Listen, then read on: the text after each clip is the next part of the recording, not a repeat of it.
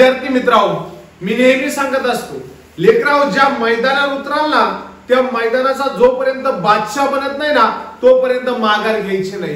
तर विद्यार्थी मित्रांनो, मी एजी पाटील आपल्या सर्वांची आपल्या लाडक्या द एके अकॅडमीच्या प्लॅटफॉर्मवरती हृदयाच्या तळापासून स्वागत करीत आहे। लेकराव, आज आपण राज्य उत्पादन शुल्क, वन विभाग भरती, पोलीस भरती, इतर सरळ सेवा भरती यांच्यासाठी लेकराव अत्यंत महत्त्वाचा असा घटक इथे घेऊन आलो आहोत। तो म्हणजे टीसीएस आणि आयपीएस पॅटर्न नुसार घेतलेला आहे। काय तर मराठी व्याकरण, सामान्य ज्ञान, गणित आणि बुद्धिमत्ता या विषयांचे अत्यंत महत्त्वाचे एकत्रित असे प्रश्न आज आपण इथे घेऊन आलेलो आहोत। पण त्याआधी विद्यार्थी मित्रांनो, ज्यांनी अजून आपलं YouTube चॅनल सबस्क्राइब केलं नसेल बाबा, त्यांनी लवकरात लवकर ते करून घ्या। आणि हो, काय व्हिडिओ लाईक करायची, कमेंट करायची आणि आपल्या मित्रांपर्यंत लिंक शेअर सुद्धा करायची। तर चला लेकराव, वेळ वाया न घालता आपण आपल्या लेक्चरला सुरुवात करूया। तर विद्यार्थी मित्रांनो, आपला पहिलाच क्वेश्चन आपल्याला इथं काय दाखवलाय बघा, काय आमचा बाप आणि आम्ही या पुस्तकाचे लेखक कोण आहे? तर आपल्याला माहितीये नरेंद्रनाथ जाधव यांनी आमचा बाप आणि आम्ही या पुस्तकाचे लेखन इथे केलेले आहे। त्यानंतर सर्वात महत्त्वाची गोष्ट लेकराव, ज्यांनी आपला राज्य उत्पादन शुल्क व वन विभाग भरती हा कोर्स अजूनही खरेदी केलेला नसेल, त्यांनी लवकरात लवकर तो करून घ्या लेकराव। वन विभाग भरती आणि राज्य उत्पादन शुल्क असा एकत्रित कोर्स आपण फक्त 700 रुपयात, ऑनलाईन रेकॉर्डेड कोर्स फक्त 700 रुपयात उपलब्ध करून दिलेला आहे। कालावधी 1 वर्षाचा आहे। महाराष्ट्रातील सर्वात उत्तम दर्जाचा कोर्स आपण इथे तयार केलेला आहे। 1 वर्षाचा कालावधी आहे, फी फक्त 700 रुपये आहे। विद्यार्थी मित्रांनो, ऑनलाईन रेकॉर्डेड कोर्स असा असतो की या आपली ऍप डाउनलोड करायची, त्यावरती हा कोर्स भेटणार। हा कोर्स तुम्ही यावरचे लेक्चर कधी पण बघू शकतात 1 वर्षात। म्हणजे जे विद्यार्थी मित्र जॉब करत असतील त्यांनी निवांत लेक्चर बघायची सुद्धा त्यांची सुविधा आहे। म्हणजे ऑनलाईन म्हणजे मास्टर लाईव्ह येणार असं काही नसतं, डायरेक्ट रेकॉर्ड केले व्हिडिओ बनवून आपण अपलोड केलेले आहेत। काही अडचण असेल तर डायरेक्ट तुम्ही मास्टरला कॉल करायचं। ओके, तर चला विद्यार्थी मित्रांनो, बघूया दुसरा क्वेश्चन। महाराष्ट्र अभियांत्रिकी संशोधन संस्था खालीलपैकी कुठे आहे? लेकराव, पाय बघा, आपल्याला माहिती 1 नोव्हेंबर 1956 रोजी 1 नोव्हेंबर 1956 मध्ये द्विभाषिक मुंबई राज्याची स्थापना झाली। कशाची? द्विभाषिक मुंबई राज्य स्थापन झालं। द्विभाषिक मुंबई राज्य स्थापन झालं तेव्हा कोणता प्रांत म्हणायचं त्याला? आपण बृहन्मुंबई प्रांत म्हणून आपण त्याला ओळखायचो। द्विभाषिक मुंबई राज्यामध्ये लेकराव 39 जिल्ह्यांचा समावेश होता। त्यापैकी बघा, मराठी भाषा बोलणारे फक्त 13 जिल्हे होते, तर गुजराती भाषा बोलणारे 26 जिल्ह्यांचा त्यात समावेश होता। द्विभाषिक मुंबई राज्यामध्ये 2 भाषा कोणत्या होत्या? एक होती मराठी भाषा, दुसरी कोणती होती लका? गुजराती भाषा। तर हे द्विभाषिक मुंबई राज्य स्थापन झाल्यानंतर तब्बल 3 वर्षांनी, किती वर्षांनी? 3 वर्षांनी, म्हणजे कोणत्या वर्षी लका?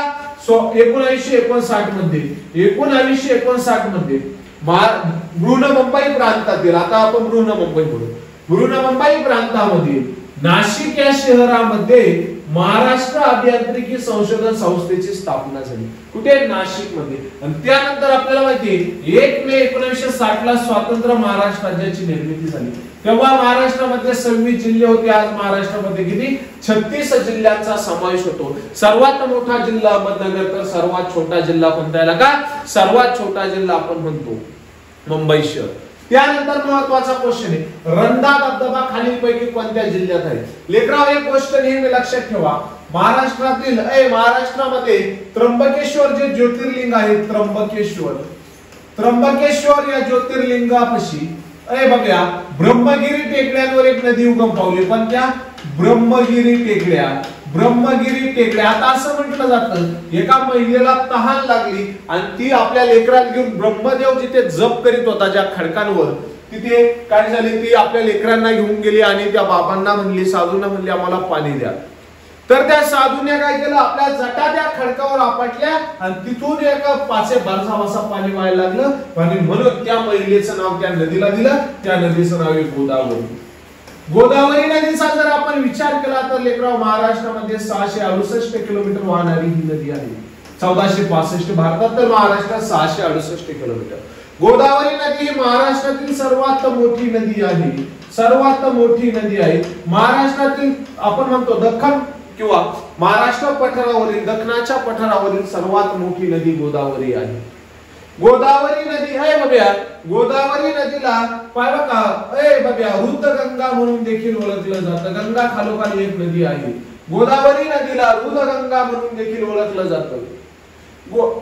गोदावरी नदीला आपण दक्षिण भारतातील गंगा म्हणून देखील तिथे ओळखतो. काय दक्षिण भारताची गंगा म्हणून देखील ओळखतो. कोणती? गोदावरी नदी. तर बघा या गोदावरी नदीला इथे असे एक रतनगड नावाचं ठिकाण आहे. कोणता गड आहे? रतनगड. रतनगड कुठे येतो? तर कळसुबाई. इथे कळसुबाई शिखर आहे. कळसुबाई शिखर आहे आणि इकडे हरिश्चंद्रगड आहे. हरिश्चंद्रगड आहे, त्यांच्यामध्ये हा रतनगड आहे. इथे एका नदीचा उगम झाला. बघा या रतनगड येथे एका नदीचा उगम झाला. बघा रतनगड येथे एका नदीचा उगम झाला आणि ती नदी अशा मस्तपैकी अशी वाहायला लागली. अशा पद्धतीने वाहायला लागली. इथे तिच्यावरती एक धरण आहे. त्या धरणाचं नाव आहे बघा भंडारदरा धरण. काय नाव आहे? भंडारदरा धरण. भंडारदरा धरण हे कुठे आहे? तर हे आहे अहमदनगर जिल्ह्यातील अकोले तालुक्यामध्ये. अहमदनगर जिल्ह्यात अकोले तालुक्यामध्ये भंडारदरा धरण आहे. भंडारदरा धरणाला जो जलाशय असतो त्या जलाशयाचं नाव काय आहे? जलाशय. भंडारदरा धरणाच्या जलाशयाचं नाव आहे विल्सन डॅम. काय नाव आहे? विल्सन डॅम म्हणून त्याला ओळखलं जातं. विल्सन डॅम हा भंडारदरा धरणाचा जलाशय आहे. त्यानंतरला ही नदी पुढे वाहत जाते. पुढे वाहत गेल्यानंतर हिला इकडून आडाळा नावाची नदी येऊन भेटते. कोणती? आडाळा नावाची नदी येऊन भेटते. आडाळा नदीवरती देखील एक धरण आहे. त्याला आडाळा धरण असे म्हणतात. आडाळा धरण असे म्हणतात. आडाळा धरण पाय बघा अहमदनगर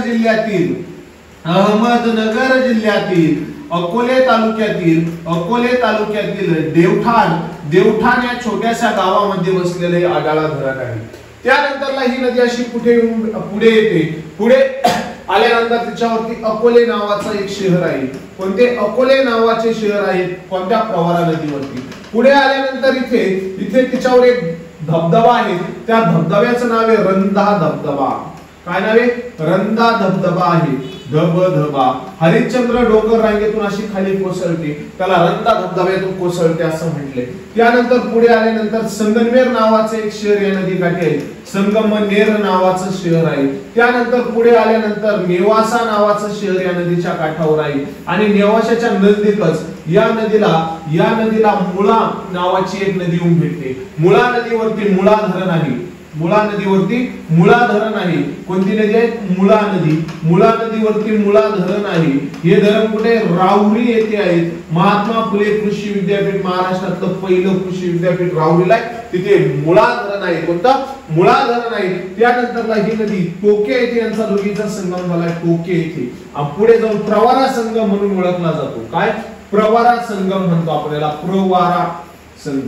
प्रवरा संगम म्हणतो याला आपण. इथे प्रवरा संगम इथे नेवासा नजदीक इथे गोदावरीला येऊन भेटते. अशी 208 किलोमीटर वाहणारी ही प्रवरा नदी आहे. आणि या प्रवरा नदीवरती आपल्याला अहमदनगर जिल्ह्यामध्ये हा रंधा नावाचा धबधबा बघायला भेटतो. कोणता? रंधा नावाचा धबधबा बघायला भेटतो. कोणत्या जिल्ह्यात? अहमदनगर जिल्ह्यामध्ये. चला त्यानंतर सगळ्यात महत्त्वाची गोष्ट तलाठी भरती व इतर सरळ सेवा भरती. तलाठी भरती व इतर सरळ सेवा आपण जसं आरोग्य भरती वगैरे म्हणतो ज्या 15वीच्या बेसवर आहेत. कंबाईनची परीक्षा सुद्धा आपण तिथे म्हणू शकतो. कंबाईन गट ब आणि गट क पूर्व परीक्षा या सर्वांसाठी 15वीच्या लेव्हल पर्यंत म्हणजे ग्रॅज्युएशनच्या लेव्हल पर्यंत आपण हा एक कोर्स इथे लॉन्च केलेला आहे. त्या कोर्सची फी फक्त 1500 रुपये आहेत. लेकरांनो 1500 रुपयामध्ये हा कोर्स पूर्ण ओपन तयार केलेला आहे. ज्या विद्यार्थी मित्राला हा कोर्स खरेदी करायचा आहे त्यांनी लवकरात लवकर खरेदी करून टाका. 100% फायदा होईल. समानार्थी शब्द ओळखा. मेष पात्र. मेष पात्र म्हणजे काय? बघा एखादी मुलगी काय करते? बोलता बोलता सहज बोलून जाते एखाद्या मुलाला तू काय मेष पात्र आहे करे. हा बाब्या तिला काहीतरी म्हणतो. बाब्यानं तिला काहीतरी म्हटल्यानंतर ती लगेच काय म्हणते? तू थोडासा मेष पात्र आहे का? थोडासा मेष पात्र आहे का? काय आहे? मेष पात्र आहे का? मेष पात्र या शब्दाचा शाब्दिक अर्थ निघतो काय? बावळट आहे का? बावळट आहे का? काय होतं? बावळट असं होतं. मेष पात्राला आपण काय म्हणतो? बावळट असे म्हणतो. काय म्हणतो? बावळट. चला विसंगत जोडी ओळखा. मांजर, उंदीर, सिंह, हरण, गाय, कोंबड्या, ससाना, कबूतर. आता मला सांगा, मांजर उंदीर खातं का? एक नंबर गोष्ट खाते. मांजर उंदराला मारतं. सिंह हरणाला मारतो का? हो मारतो. गाय कोंबड्यांना मारते का? अजिबात नाही. गाय कशा कोंबड्यांना मारते? शक्यच नाही. ससाना, कबूतर एकदम ओके आहे. तर योग्य आपल्या चुकीची जोडी काय? 3 नंबरचा ऑप्शन. त्यानंतर सर्वात महत्त्वाचा क्वेश्चन बुद्धिमत्तेचा. काय दिलाय? अंक दिले आणि पुढे त्याचा अर्थ दिलाय. काय म्हणतात बघा, 786 म्हणजे hard work study very hard. 958 म्हणजे हार्ड वर्क स्टडी आणि 685 म्हणजे स्टडी अँड वर्क. तर खालीलपैकी कोणता अंक व्हेरी साठी वापरला जाईल असा क्वेश्चन आपल्याला विचारला. काय शोधायचे त्याला आधी आलं मारून घ्या. व्हेरी या शब्दासाठी अंक शोधायचे. आता काय करायचं बघा, हे का आता तुम्हाला सुटसुटीत सांगतो मी, सुटसुटीत सांगतो. आपल्याला पेपरला हे इथंच काटा मारायचा. आता आपण सुटसुटीत घेऊ शकतो. चला 789 म्हणजे 789 म्हणजे काय? Study very hard. व्हेरी काय? हार्ड आहे. Study very hard. 958 या शब्दाचा अर्थ काय होतोय बघा. 958 या अंकांचा अर्थ काय होतोय? Hard work study. Hard work study. Hard work study. आणि काय 685 या शब्दाचा अर्थ काय होतो बघा. 685 study and work. Study and work. Study and work. Study and work. आणि काय शोधायला लावले आपल्याला? आपल्याला शोधायला लावलं काय? व्हेरी या शब्दाला कोणता अंक येईल? कोणत्या व्हेरी या शब्द. ओके. आता अशा पद्धतीने आल्यानंतर अजिबात घाबरून जायचं काम नाही. एकदम इझी आपण हा क्वेश्चन सोडतो. काय करायचं बघा, याच्यामध्ये आणि याच्यामध्ये कॉमन काय ते ओळखायचं. आता आधी या आकड्यांमध्ये काय कॉमन आहे? सगळ्यांमध्ये तिन्हींमध्ये एक संख्या कॉमन दिसते, ती म्हणजे 8. तिन्हींमध्ये 8 संख्या कॉमन दिसते. ती संख्येवर काट मारायची. आता या तिन्हींमध्ये कॉमन दिसणारी संख्या काय आपल्याला शब्द शोधायचा आहे. तिन्हींमध्ये कॉमन दिसणारा शब्द आहे बघा, स्टडी स्टडी स्टडी. म्हणजे 8 साठी काय भेटलंय आपल्याला? Study study study भेटलंय. 8 साठी काय भेटलं? स्टडी स्टडी स्टडी भेटलं. त्यानंतरला आता कॉमन काय दिसतंय? 9 कॉमन दिसतोय बघा. इथे 9 आहे, इथे 9 आहे. 9 कॉमन दिसतोय. चला मग यो 9 गेला, हा 9 गेला. चला 9 गेला. इथे दोघांमध्ये कॉमन काय दिसतंय बघा? हार्ड कॉमन दिसतंय. चला आता काय राहिलं? व्हेरी एकच शब्द वरती राहिलाय. इथे वर्क राहिला. वर्क साठी 5 आहे. इथे पण वर्क आहे. वर्क साठी 5 आहे. 6 कशासाठी गेला? अँड साठी गेला. पण आपल्याला फक्त एवढं शोधायचं होतं. आपण इथेच उत्तर काढत होतो. काय? व्हेरी शब्दासाठी काय राहिला शिल्लक? फक्त 7. इथे व्हेरी शिल्लक राहिला, इथे 7 शिल्लक राहिला. म्हणून उत्तर काय आलं? ऑप्शन क्रमांक 3 7. एकदम सोपा. इथल्या इथे करायचं म्हटलं पेपर मध्ये तर काय करायचं बघा, व्हेरीला अंडरलाईन मारून ठेवायची. ओके. तिथे पाहायचं व्हेरी कुठे आहे का? इथे. याला अंडर काय करा? गोल करून ठेवला आपण व्हेरीला. चला कॉमन गेले 8 गेली. स्टडी गेला. काय गेलं? स्टडी गेलं. त्यानंतर 9 कॉमन भेटले. 9 कॉमन भेटले. काय? हरड गेला. 9 गेले. 9 गेले. काय शिल्लक राहिला? 7. तिथं काय शिल्लक राहिला? व्हेरी. संपला विषयचा. अशा पद्धतीने इथल्या सोडवलं तरी जमेल. एवढं करीत बसलं नाही तरी चालेल. काय? खालील म्हणीच्या रिकाम्या जागी योग्य पर्याय ओळखा. झाकली मूठ 1.25 लाखाची, उघडली 1.25 रुपयाची. ही महत्त्वाची पाठ आहे. झाकली मूठ 1.25 लाखाची. चला भावे प्रयोगाचं वाक्य ओळखा. आत आलं का? प्रयोग करायचा, निवळ प्रयोग करायचा का? निवळ प्रयोग करायचा. निवळ प्रयोग. प्रयोगाचे मुख्य 3 प्रकार पडतात. ऐ लका प्रयोगाचे प्रकार किती रे बाब्या? ए बाब्या प्रयोगाचे प्रकार किती रे बाब्या? प्रयोगाचे 3 प्रकारे लका. किती लका? प्रयोगाचे 3 प्रकारे. पहिला प्रकार त्याला म्हणायचं कर्तरी प्रयोग. कर्तरी प्रयोग पहिला प्रकार कोणता? कर्तरी प्रयोग. प्रयोगाचा दुसरा प्रकार कर्मणी प्रयोग. कर्मणी प्रयोग आणि प्रयोगाचा तिसरा प्रकार आहे भावे प्रयोग.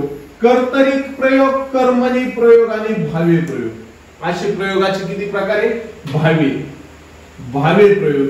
असे प्रयोगाचे 3 प्रकार आपल्याला बघायला मिळतात. बघा आता कर्तरी प्रयोग कसा लक्षात ठेवायचा, कर्मणी प्रयोग कसा लक्षात ठेवायचा, भावे प्रयोग कसा लक्षात ठेवायचा. लक्षात कर्तरी, कर्मणी आणि काय कर्तरी प्रयोग कसा लक्षात ठेवायचा.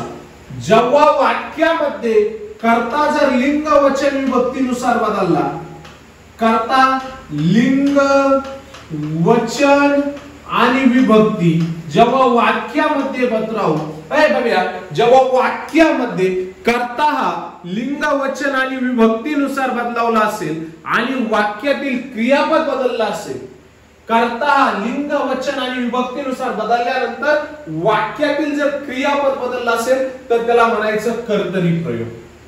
कर्मणी प्रयोग म्हणजे काय, जर वाक्यातील कर्म जर आपण लिंग वचन विभक्तीनुसार बदलवली, कर्म हे लिंग वचन आणि विभक्तीनुसार बदलवले, जर वाक्यातील कर्म हे लिंग वचन आणि विभक्तीनुसार बदलवले तर वाक्यातील काय बदललं, क्रियापदात बदल झाला. क्रियापदात बदल झाला तर कर्मणी प्रयोग म्हणायचं. कर्मानुसार जर क्रियापदात बदल होत असेल तर कर्मणी प्रयोग, कर्ता बदलून जर क्रियापदात बदल होत असेल तर कर्तरी प्रयोग. आणि इथे बघूया, कर्ताही बदलावला किंवा कर्मही बदलावला तरीही क्रियापद बदललं नसेल तर त्याला भावे प्रयोग म्हणायचं. कर्ता बदलून पाहिला किंवा कर्म, बघा दोन्ही पैकी काहीतरी एकच बदलायचा. जर तू दोन्ही बदलायला गेला तर मी तुला बदलेल का. ओके, तर बघ आता उदाहरण घेऊ आपण. हे बघा उदाहरण घेऊ, राम आंबा खातो. काय उदाहरण घेतलंय, राम आंबा खातोय, राम आंबा खातोय, राम आंबा खातोय असं उदाहरण घेतलं. आता इथे राम काय आहे, राम हा कर्ता आहे, कर्म काय आहे, आंबा, माया कर्माचे भोग आंबा, आणि खातो काय आहे, क्रियापद. क्रियापद म्हणजे काय, ज्याच्याशिवाय वाक्यच पूर्ण होत नाही, ज्याला शिवाय वाक्य पूर्ण होत नाही, वाक्याला त्याचा अर्थ प्राप्त होतो, त्याला क्रियापद असे म्हणतात. राम आंबा एवढंच म्हटलं, वाक्य पूर्ण झालं का अजिबात. पण राम आंबा, अरे काय राम आंबा खातोय, फेकतोय, विकतोय, काहीतरी असलं पाहिजे. राम आंबा खातो. तर बघ आता राम काय रे, करताय. जर आपण रामच्या जागी जर सीता घेतली, आपण राम लिंग बदलवलं, काय घेतला, सीता. सीता आंबा खातो म्हणशील का, सीता आंबा खातो म्हणशील का, नाही, सीता आंबा खाते, सीता आंबा खाते. क्रियापद बदललं कर्तानुसार, कर्ता बदलला होता, क्रियापद बदललं, म्हणजे याला काय म्हणायचं, कर्तरी प्रयोगाचे उदाहरण. काय म्हणायचे, कर्तरी प्रयोगाचे उदाहरण. कर्मणी प्रयोगाचे उदाहरण कसे, कर्मणी प्रयोगाचे उदाहरण कसे बघा. कर्मणी प्रयोगाची उदाहरण घेऊ आपण आता. कशाचे, कर्मणी प्रयोगाचे. काय, कर्मणी प्रयोगाचे उदाहरण घेऊ. चला काय घेतलं, समजा आपण म्हणलं काय, तर आपण एखाद्या मुलीचं नाव घ्या. चला हा बघा, तू तिला पक्का रुपाली, रुपाली चहा पिते, रुपाली चहा पिते, रुपाली चहा पिते. रुपाली काय झाली, कर्ता झाली, चहा काय झाला, कर्म झाला, पिते काय क्रियापद आहे. आता आपण चहाच्या जागी दुसरं काहीतरी घेतलं बा, चहाच्या जागी घेतलं रुपाली जेवण करती, काय रुपाली जेवण पिते म्हणशाल का, रुपाली जेवण पिते म्हणशाल का, नाही, रुपाली जेवण करते. चला कर्ता बदलला, कर्म बदलला, क्रियापद बदललं. कर्म आपलं काय, कर्म बदलला, क्रियापद बदललं, कर्म बदलला, क्रियापद बदललं. काय कर्म आहे, जेवण, काय झालं, करते, म्हणजे काय म्हणायचं, कर्मणी प्रयोग. आणि भावे प्रयोग म्हणजे काय, भावे प्रयोग म्हणजे कर्ता बदलला तरी क्रियापद बदलत नाही, कर्म बदलला तरी क्रियापद बदलत नाही. कसं, उदाहरणार्थ भावे प्रयोगाचं बघा. तिला सायकलवर मळमळते, सायकलवर मळमळते, तिला सायकलवर मळमळते. आता ती सायकलीवर चालली, तिला सायकलीवर मळमळते. तिला काय आहे, ते कर्ता आहे, कर्म काय आहे, सायकल आहे, मळमळते काय आहे, क्रियापद आहे. आता आपण तिच्या जागी लिंग बदलू, त्याला घेऊ, त्याला सायकलवर मळमळते, क्रियापदात बदल झाला का, अजिबात. आता सायकलच्या जागी आपण बस घेऊ, तिला बस मध्ये मळमळते, काही चेंजेस झालं का? अजिबात नाही. म्हणून याला काय म्हणायचं? भावे प्रयोग. ओके, तर बघा उदाहरण आपले काय? तिने गाणे म्हटले, तिने गाणे म्हटले, तिने गाणे म्हटले, त्याने गाणे म्हटले. काय? तिने ही स्त्रीलिंगी होती, आपण त्याचं पुल्लिंगी केलं, लिंग बदललं. तिने गाणे म्हटले, त्याने गाणे म्हटले, क्रियापदात बदल झाला का? अजिबात नाही. म्हणून याला भावे प्रयोग म्हटलं. चला, प्रभा भरभर चालते, प्रभा प्रभा भरभर चालते. आता आपण प्रभाच्या जागी जर आपण गोट्या घेतला, गोट्या बरोबर चालते म्हणशील का? नाही, गोट्या बरोबर चालतो म्हणशील. म्हणजे हे काय? कर्तरी प्रयोगाचं उदाहरण आहे, कर्तरी प्रयोगाचं. अमृता आंबा खाते, अमृता आंबा खाते, अमृताच्या जागी आपण अमोल, अमोल आंबा खातो. काय? कर्ता बदलला, कर्तरी प्रयोगाचं उदाहरण आहे. राम रावणास मारतो, राम रावणास मारतो, सीता रावणास मारतो माझ्या कारण नाही, सीता रावणास मारते. म्हणजे हे सुद्धा कशाचं आहे? कर्तरी प्रयोगाचं उदाहरण आहे. हे सगळे कर्तरी प्रयोगाचे उदाहरण आहे. आणि हेच कशाचं उदाहरण सापडलं? भावे प्रयोगाचं उदाहरण आपल्याला इथे सापडलं. त्यानंतरला बुद्धी आपल्या काय? अंकलंगी, अंकगणित याचा क्वेश्चन आपल्या समोर आला. चला, 120 गालेली जागा भरायची. 120, 143, 168, 195 आणि क्वेश्चन मार्क. चला, इथे काय ना? Question mark. चला, यांच्या दोघांमधला फरक काढा. 143, 143 बाबा, 143 म्हटल्यानंतर तो ह्या अंगात वादळ घुसतो. 143 वजा 120, 3 0 गेले, 2 4 गेले, आपल्या 4 2 गेले, 2 81 0 0. इथे किती आले? 23. चला, 143 मधून 168 वजा करा. 168 वजा 143. चला, इथे किती राहिले? 5. इथे किती राहिले? 2. इथं काय राहिला? 0. म्हणजे या दोघांचा फरक किती आहे? 25 चा.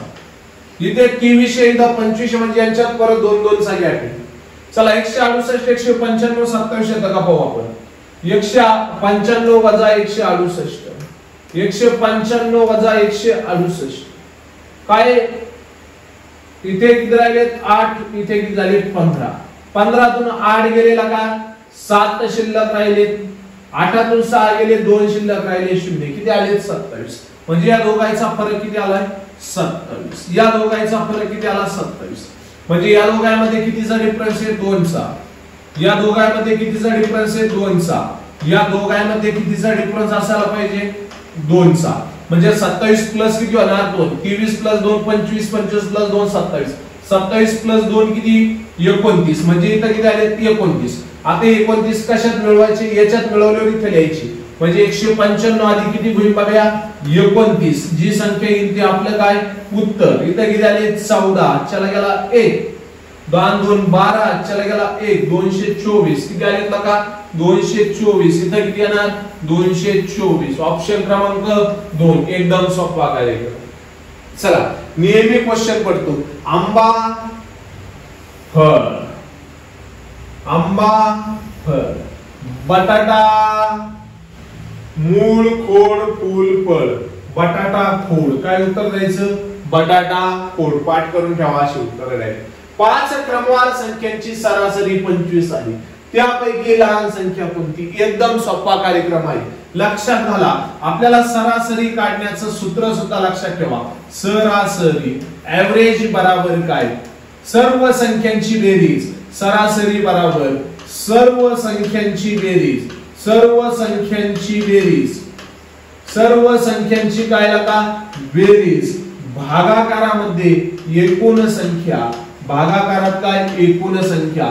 हे आपल्याला सरासरी काढण्याचं सूत्र आहे. पण इथे हे सूत्र काय लागू होणार नाही. इथे काय करायचं बघा, 5 क्रमवार संख्यांची सरासरी 25 आहे. आता 25 संख्या जी सरासरी असेल, म्हणजे 25 ही जी सरासरी जर असेल, काय विचारले? क्रमवार संख्यांची सरासरी किती आहे? 25 आहे. आता ही सरासरी नेहमी मधली संख्या असते. सरासरी नेहमी काय असते? मोस्ट आयडेंटिटी पॉइंट नोट करूनच ठेव, टिप म्हणून.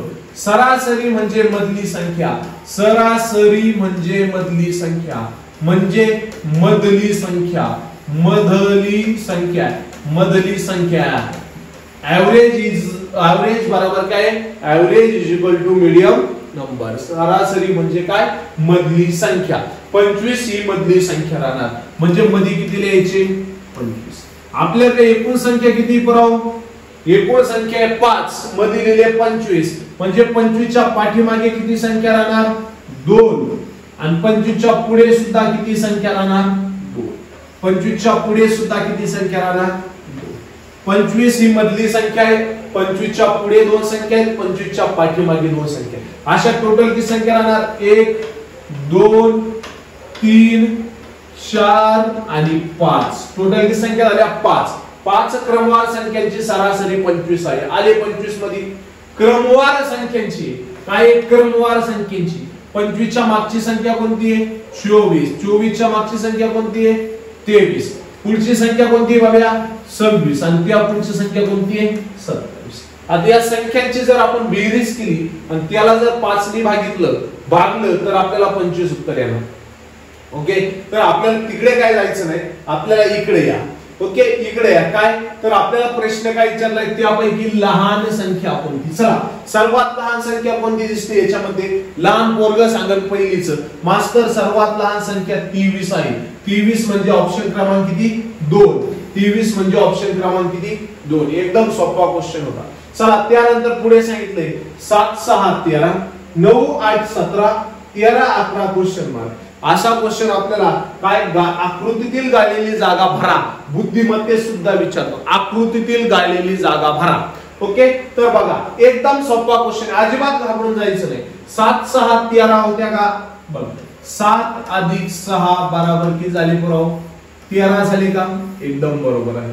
9 अधिक 8 9 अधिक 8 बरोबर किती झाले 9 8. आता नाही समजलं तर बोट मोजीत बस. 10 11 12 13 डायरेक्ट 17 होत्या ना, किती झाले 17 झाले. 11 अधिक 13 13 अधिक 11 किती झाले पुराव 13 आणि 11 24. डायरेक्ट यांची बेरीज करायची. जेव्हा आकृतीमधील संख्या आपल्याला ओळखायला येईल तेव्हा जास्त हार्ड क्वेश्चन नसतो लेकराव. आपण त्या क्वेश्चन कडे कशा पद्धतीने बघतो, त्या क्वेश्चन कडे आपल्याला बघण्याचा दृष्टिकोन काय यावरून आपल्याला ते उत्तर काढायचं असतं. आडव्यांची बेरीज, उभ्यांची बेरीज किंवा वर्ग संख्या, वर्गमूळ अशा पद्धतीने आपल्याला इथे क्वेश्चन विचारत असतात. चला, त्यानंतर बघूयात पुढे. 150 पैकी 86 गुण मिळाले म्हणजे शेकडा किती गुण मिळाले. टक्केवारीवर गणिताचा क्वेश्चन आहे. कशावरती, टक्केवारीवरती गणिताचा क्वेश्चन आहे. आपल्याला हा क्वेश्चन पुढे तलाठी भरती, पोलीस भरतीच्या पोरायला काम येईल. काय 150 पैकी किती गुण मिळाले 86. म्हणजे आपण बघ्याचे मार्क अशा पद्धतीने लिहितो 150 पैकी 86 असे आपण बघ्याचे मार्क लिहिणार. तर बघा आता आपल्याला याची काय काढायचे, शेकडा काढायची म्हणजे टक्केवारीमध्ये काढायचे. अजिबात घाबरून जायचं काम नाही, एकदम सोपी पद्धत शिकतो. एक फिक्स मारायचंच नाही, डायरेक्ट सोपी पद्धत शिकतो. बाबा 150 म्हणजे किती आहे 100% आहे. जर त्याला 150 मार्क पडले असते, किती टक्के पडले असते 100. पण त्याला मार्क किती पडले लाकराव, त्याला मार्क पडले 86. 86 बरोबर काय घ्यायचं ते क्वेश्चन मार्क. 86 बरोबर काय घ्यायचा क्वेश्चन मार्क. आणि फक्त तिरका गुणाकार करायचा यांचा. जो क्वेश्चन मार्कला गुणाकार आला तो छादाला घ्यायचा, ज्या दोन संख्या गुणाकाराला येतील त्या अंशाला घ्यायच्या. म्हणजे काय घ्यायचं 86 गुणाकारामध्ये 100 भागाकारामध्ये किती 150. 86 गुणाकारामध्ये 100 भागाकारात किती आले 150. चला 0 0 कॅन्सल झाला, 0 0 कॅन्सल झाला. 5 ने भाग देऊया. 5 1 5 5 दुने 10 5 3 15 5 दुने किती 10. किती उरले 86 गुणाकारात 2 भागाकारात 3. आता 3 ने 86 ला भाग जातो का बघा, 3 ने 86 ला भाग जातो का बघा. 3 1 3 3 दुने 6 किती उरले 2 नाही जात. मग अशा वेळेस काय करायचं, आधी ह्या दोघांचा गुणाकार करून घ्यायचा. म्हणजे अंशाच्या संख्यांचा गुणाकार करून घ्या. 86 गुणाकारात 2 6 दुने 12 हातच्याला गेला 1 8 दुने 16 ने काय 17 172. 172 ला आपल्याला किती ने भाग द्यायचा आहे 3 ने भाग द्यायचा आहे. चला 172 भागाकारामध्ये किती, चला 3 ने भाग देतो, भाग देताना इकून द्यायचा तिकडं. चला 3 1 3 3 1 3 3 7 3 3 9 3 12 3 5 15 3 7 18 3 ने 17 ला भाग जात नाही म्हणून 17 च्या मागची संख्या घेतली ज्याला 3 ने भाग जातो 3 5 15 3 5 काय आला 15 किती उरले 2 उरल्यामुळे इथे टाकून दिले की झाले ते आता 22 3 ने 22 ला भाग जातो का अजिबात नाही 3 ने 21 ला भाग जातो म्हणून 22 च्या मागची संख्या घेतली 3 7 21 7 आला किती उरला 1 इथे दिला पॉइंट इथे दिला 0 ओके कारण 3 ने 1 ला भाग जात नाही म्हणून आपण मनाने 0 वाढवला मनाने जर 0 वाढवला असेल तर इथे पॉइंट द्यायचा उत्तरात 3 त्रिक किती 9 परत 1 उरला आता डबल पॉइंट देत बसायचं नाही 3 त्रिक 9 1 12 म्हणजे 37.33 आपलं उत्तर आहे ऑप्शन क्रमांक 2 समजलं चला पुढे संख्यांची सरासरी काढा आता मी तुम्हाला तिकडे सरासरी काढण्याचं सूत्र लिहून दिलं गणिताचा सरासरी एव्हरेज टॉपिक आहे त्याच्यावरती क्वेश्चन आहे सरासरी काढण्याचं सूत्र काय आहे सरासरी बराबर सर्व संख्यांची बेरीज बघूया सर्व संख्यांची बेरीज भागाकारामध्ये एकूण संख्या सर्व संख्यांची बेरीज भागाकारात एकूण संख्याला का व्हिडिओ आवडत असेल लाईक कर कमेंट कर आणि शेअर कर आपल्या मित्रांपर्यंत पोहोचव लाईक कर 100% लाईक करायचे लेकराव जेवढे लेकर व्हिडिओ पाहतात सर्वांनी व्हिडिओ लाईक केला पाहिजे लेकराव माझी एवढीच अपेक्षा आहे लाईक करा फक्त लेकराव मला आणखी उत्साह येतो नवीन व्हिडिओ तयार करण्यासाठी सर्व संख्यांची बेरीज एकूण संख्या सर्व संख्यांची बेरीज करा चला काय 67 72 92 148 आणि 52 67 72 92 148 आणि 52 संख्या बरोबर लिहिल्या त्या पाहून घ्या संख्या जर चुकल्या तर उत्तर चुकेल चला 8 आणि 2 10 10 आणि 2 12 12 आणि 2 किती 14 14 आणि 7 किती 21 आजच्याला गेले 2 चला 4 आणि 5 9 9 9 18 18 आणि 7 25 25 आणि 6 किती लागा 31 31 आणि 2 किती 33 आजच्याला गेले 3 किती झाले 4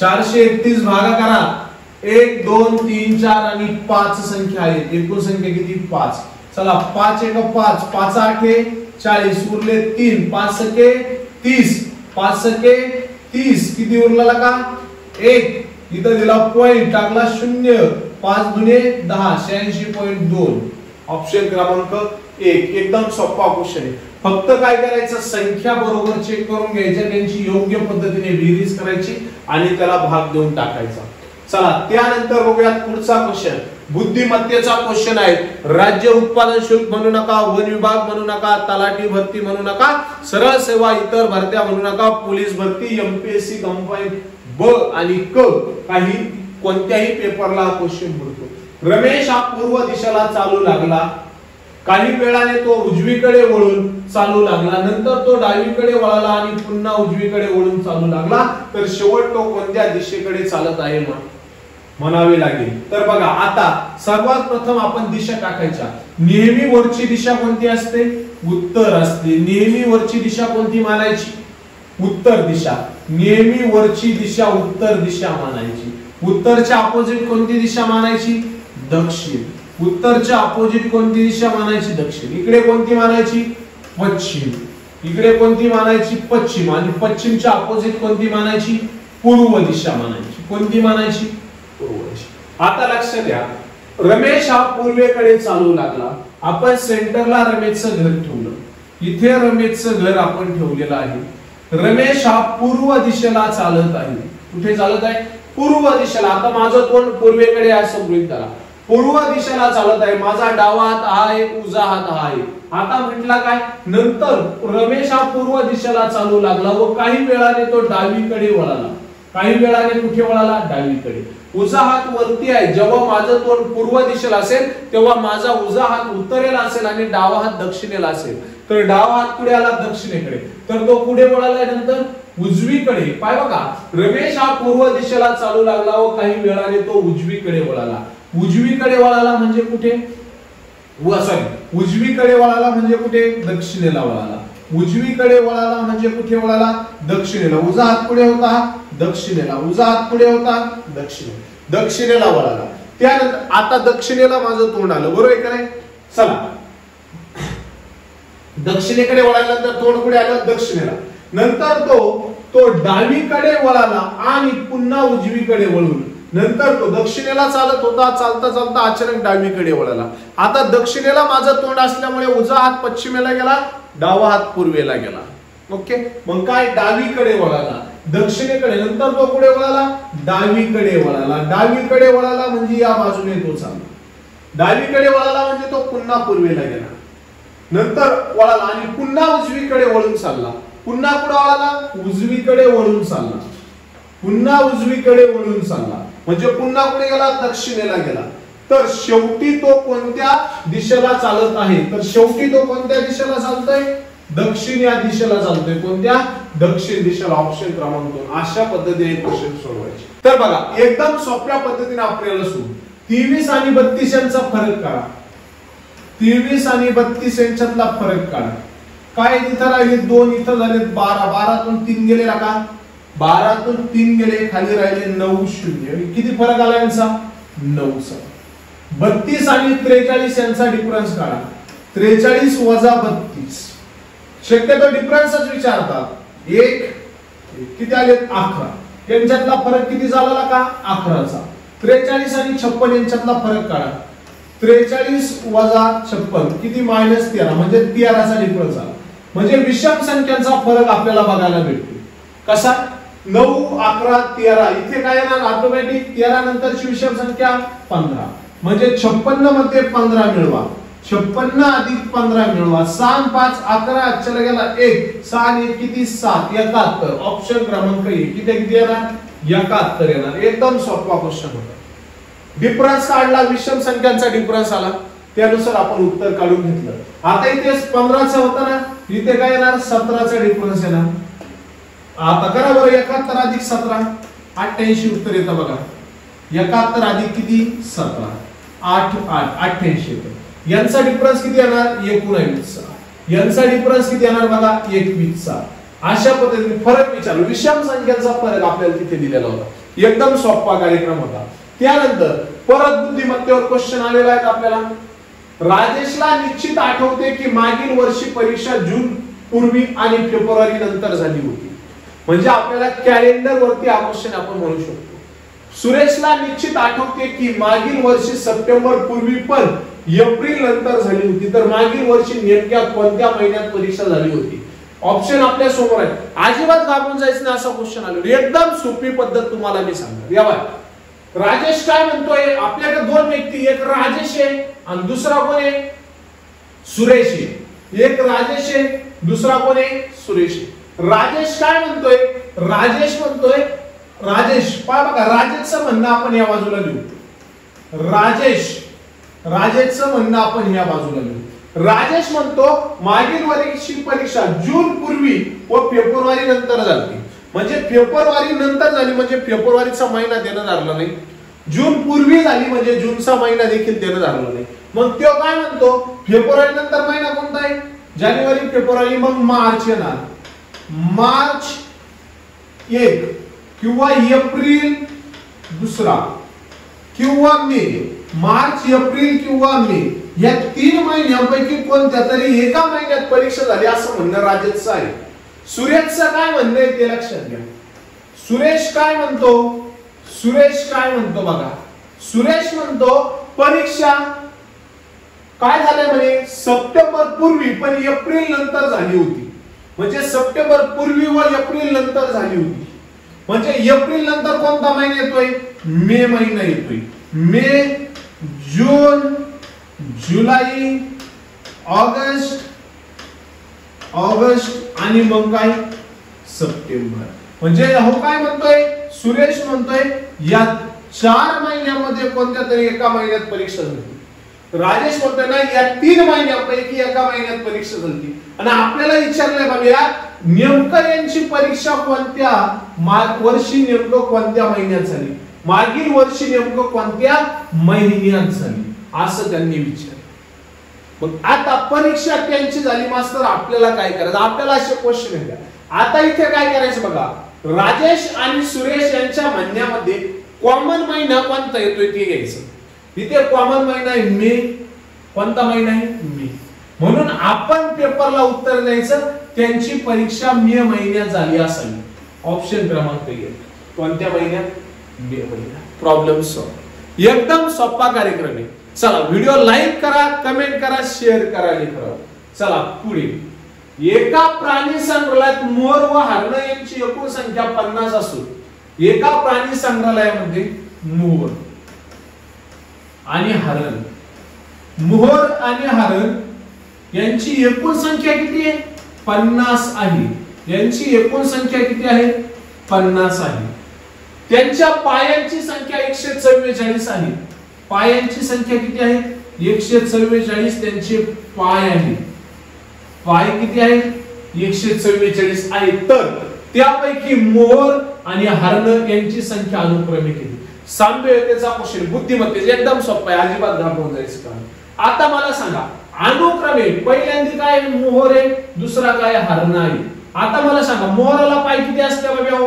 मोराला पाय असते 2 आणि हरणांना पाय किती असते? 4. मोराला पाय असते 2, हरणांना पाय असतात 4. आता काय करायचं? आपल्याला एकूण पाय किती दिले आहेत? 144. या ऑप्शनला काय करायचं?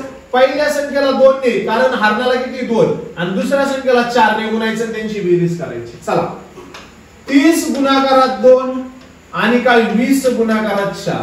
30 दुने 60, 20 चोक 80. 30 दुने 60, 20 चोक 80. 0 6 6 12 140 होते. आलं का? आपले 144 अजिबात नाही, हे उत्तर नाही. चला 32 गुणाकारात 2, 18 गुणाकारात किती? 4. चला 32 गुणाकारात किती? 2, 18 गुणाकारात किती आले? 4.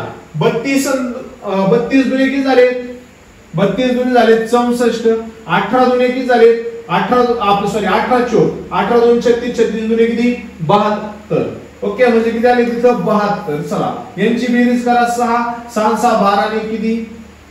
6 6 12 ने किती? 13. किती आले? 136. म्हणजे हे आपलं उत्तर. चला 26 आणि 50 बघूयात. 26 दुने किती? 52. 25 दुने किती? 50. 52 आणि किती? 50. 2 102. हेही आपलं उत्तर नाही. चला 28 आणि किती राहिले? 22. 50 चोक येणार ना? 50 चोक किती? 200 डायरेक्ट, म्हणजे 252 याचं उत्तर राहणार. ओके, तर चला आता शेवटचा ऑप्शन आपण बघूया. काय शेवटचा ऑप्शन? काय? 28 आणि 22. 28 दुने 22 चोक. 28 दुने कितीला का? 28 दुने झाले 56. 28 दुने किती झाले? 56. 22 चोक किती झाले? 88. 56 आणि 88 यांची बेरीज करा. 8 आणि 6 किती झाले? 14. चल गेला 1. 6 किती? 9. 9 5 किती? 14. 144. आलं उत्तर आपलं 144. ऑप्शन क्रमांक 4. हरणाचे पाय किती आहेत? आपले मोर किती आहेत? 28 आहे. हरण किती आहेत? 22 आहे. त्यांची एकूण पाय किती झाली? 144. या अशा पद्धतीने आपल्याला हे सोडवावं लागेल. चला त्यानंतर बघूयात पुढील. पुढचा क्वेश्चन आहे 3 भावांच्या वयांची बेरीज 42 वर्ष आहे. 10 वर्षापूर्वी त्यांच्या वयांचे गुणोत्तर 1:2:3 आहे. तर सर्वात लहान भावाचे वय किती? वयवारीवर क्वेश्चन पडलेला आहे. वयवारी गणितातही मोडते आणि बुद्धिमत्तातही मोडते, त्यामुळे महत्त्वाचं आहे. चला 3 भावांच्या वयाची बेरीज 42 वर्ष आहे. 10 वर्षापूर्वी त्यांच्या वयाचे प्रमाण 1:2:3 होते. 3 भावांच्या आजच्या वयाची बेरीज किती आहे? 42 आहे. आजच्या वयाची बेरीज त्यांची 42 आहे. त्यांचं वयाचं प्रमाण काय दिलंय? 10 वर्षापूर्वीचं दिलंय. तर सर्वात लहान भावाचे आजचे वय काढायचे आहे. एकदम सोपा क्वेश्चन आहे, अजिबात घाबरून जायचं काम नाही. त्यांची आजची वयाची बेरीज किती आहे? 42. किती जणांची? 3 भावांची. 10 वर्षापूर्वीचं प्रमाण दिलंय ना, मग काय करायचं? 10 वर्ष गुणाकारात एकूण भाऊ किती आहेत? 3. बरोबर किती झाले? 30. तर 42 मधून 30 वजा करा. 42 वजा 30 बरोबर उत्तर किती आलं? 12. म्हणजे 10 वर्षापूर्वी त्यांच्या वयाची बेरीज 12 वर्षे होती. किती? 10 वर्षापूर्वी त्यांच्या वयाची बेरीज किती होती? 12 वर्ष होती. तेव्हा त्यांचं प्रमाण काय होतं? 1:2:3. मग काय करायचं? 12 भागाकारामध्ये 1 + 2 + 3 यांची बेरीज करायची. आणि आपल्याला काय विचारलंय? सर्वात लहान भाऊ. सर्वात लहान भावाचं प्रमाण किती इथं 1, सर्वात लहान प्रमाण काय 1, म्हणून सर्वात लहान भाऊ गुणाकारात 1 घ्यायचा. ओके, चला 12 भागाकारात किती आहे 6, 12 भागाकारामध्ये 6 गुणाकारामध्ये 1, 6 1 6, 6 दुने 12, 2 1 म्हणजे 10 वर्षापूर्वी त्या लहान भावाचं वय किती होतं 2 वर्ष. 10 वर्षापूर्वी लहान भावाचं वय, लहान भाऊ 10 वर्षापूर्वी, 10 वर्षापूर्वी लहान भाऊ 10 वर्षापूर्वी, लहान भाऊ 10 वर्षापूर्वी किती होता 2 वर्षाचा. 10 वर्षापूर्वी 2 वर्ष अधिक आजचे 10 एकूण किती वर्ष झाले 12 वर्षे. तर लहान भावाचं आजचं वय किती आलं, लहान भावाचे आजचे वय आले 12 वर्ष. ऑप्शन क्रमांक 4, लहान भावाचे आजचे वय आले 12 वर्ष. ऑप्शन क्रमांक किती 4 आलं उत्तर, ऑप्शन क्रमांक 4. चला पुढे ऑप्शन क्रमांक 4 पुढे पुढला क्वेश्चन. एका व्यवहारात 7200 रुपये नफा होतो. हा नफा अ ब क ला 2 3 4 प्रमाणात वाटल्यास ब चा नफा किती. हा गणितावरती क्वेश्चन आहे, एकदम सोपा क्वेश्चन आहे, अजिबात घाबरून जायचं नाही. एका व्यवहारात 7200 रुपये नफा झाला. नफा किती झालाय 7200 रुपये. ओके, तर काय प्रमाणात वाटायचं आहे 2 3 4 या प्रमाणात वाटल्यास ब चा वाटा किती. आता अ ब आणि क यांचं प्रमाण कसं आहे, अ ला 2 पट आहे, ब ला 3 पट आहे आणि क ला 4 पट आहे. हे यांचं प्रमाण आहे 2 3 4. ओके, तर बघा 7200 रुपये नफा आहे.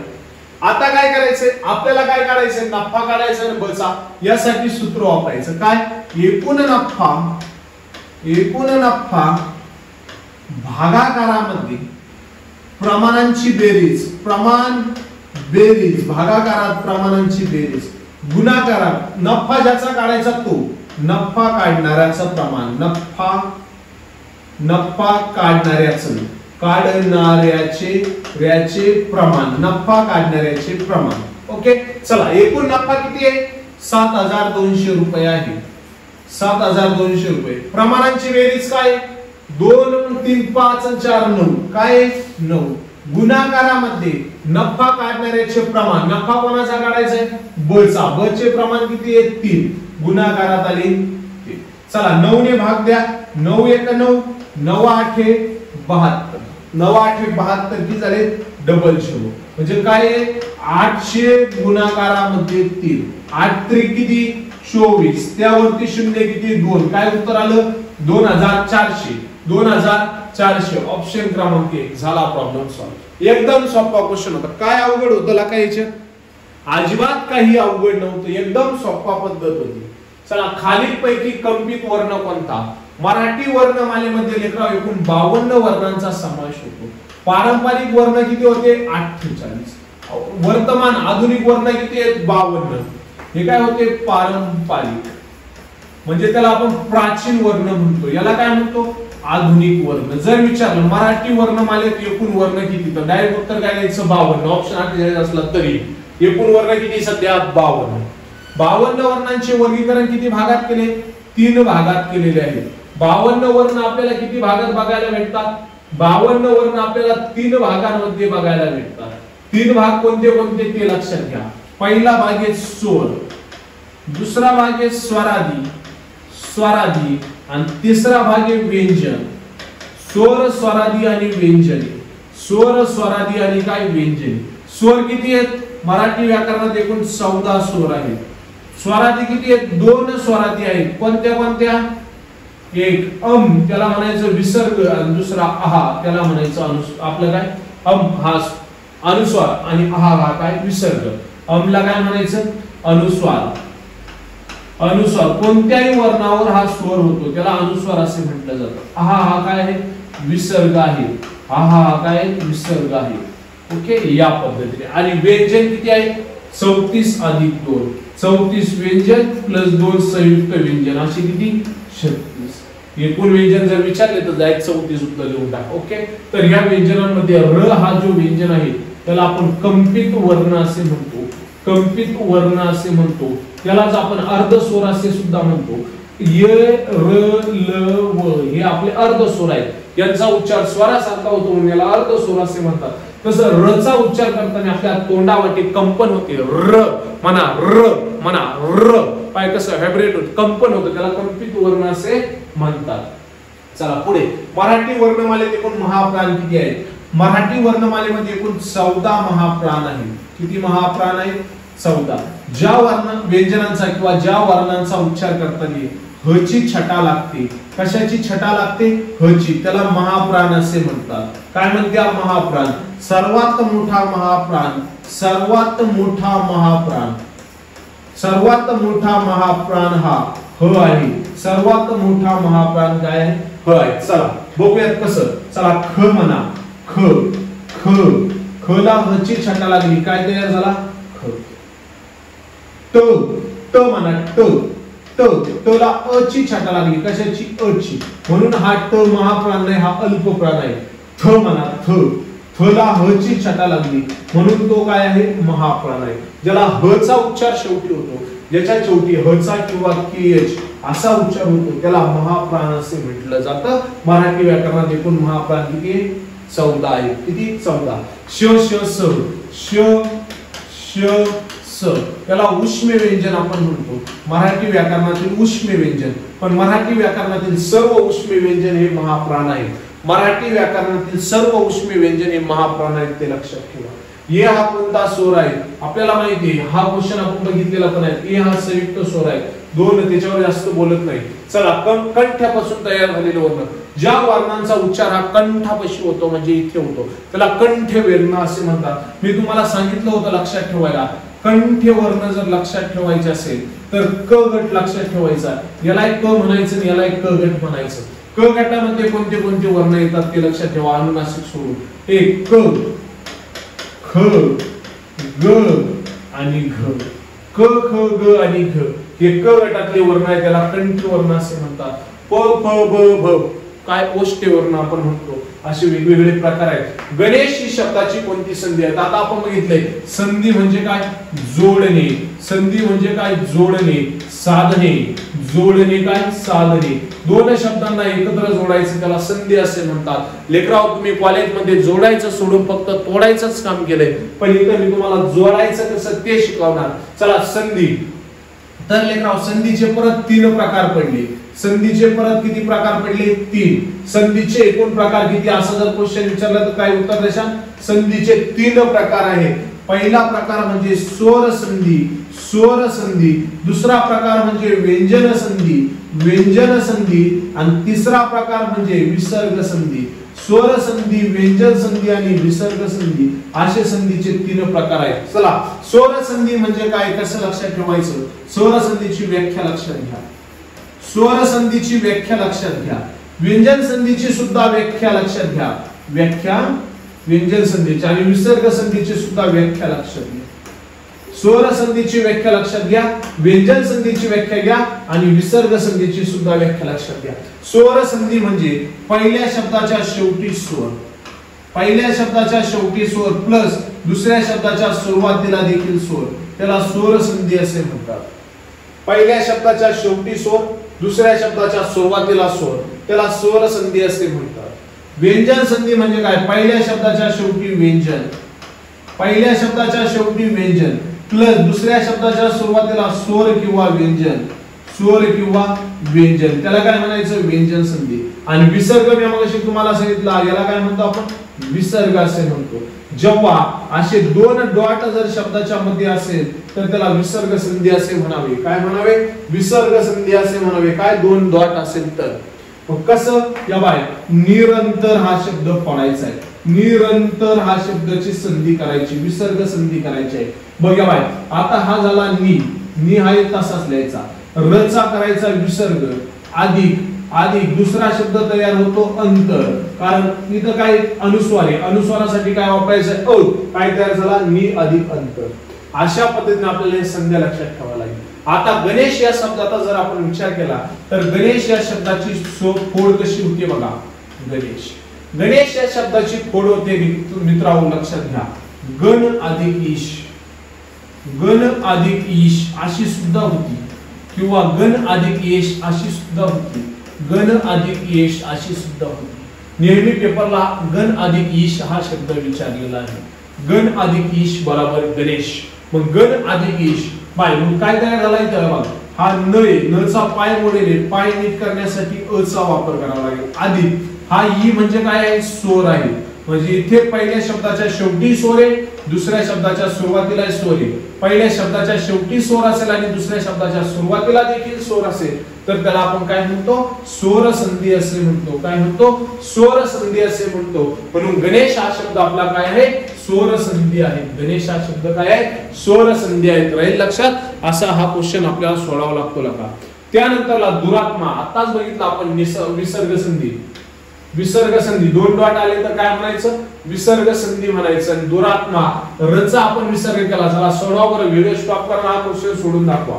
एकदम सोपा आहे. रचा विसर्ग करायचा आहे म्हणजे दु विसर्ग अधिक काय राहणार, आत्मा राहणार. अधिक काय होणार, आत्मा. ऑप्शन क्रमांक किती, 2 दुरात्मा. ओके, अशा पद्धतीने. चला पुढे बघूया. रिकाम्या जागी योग्य शब्द निवडा.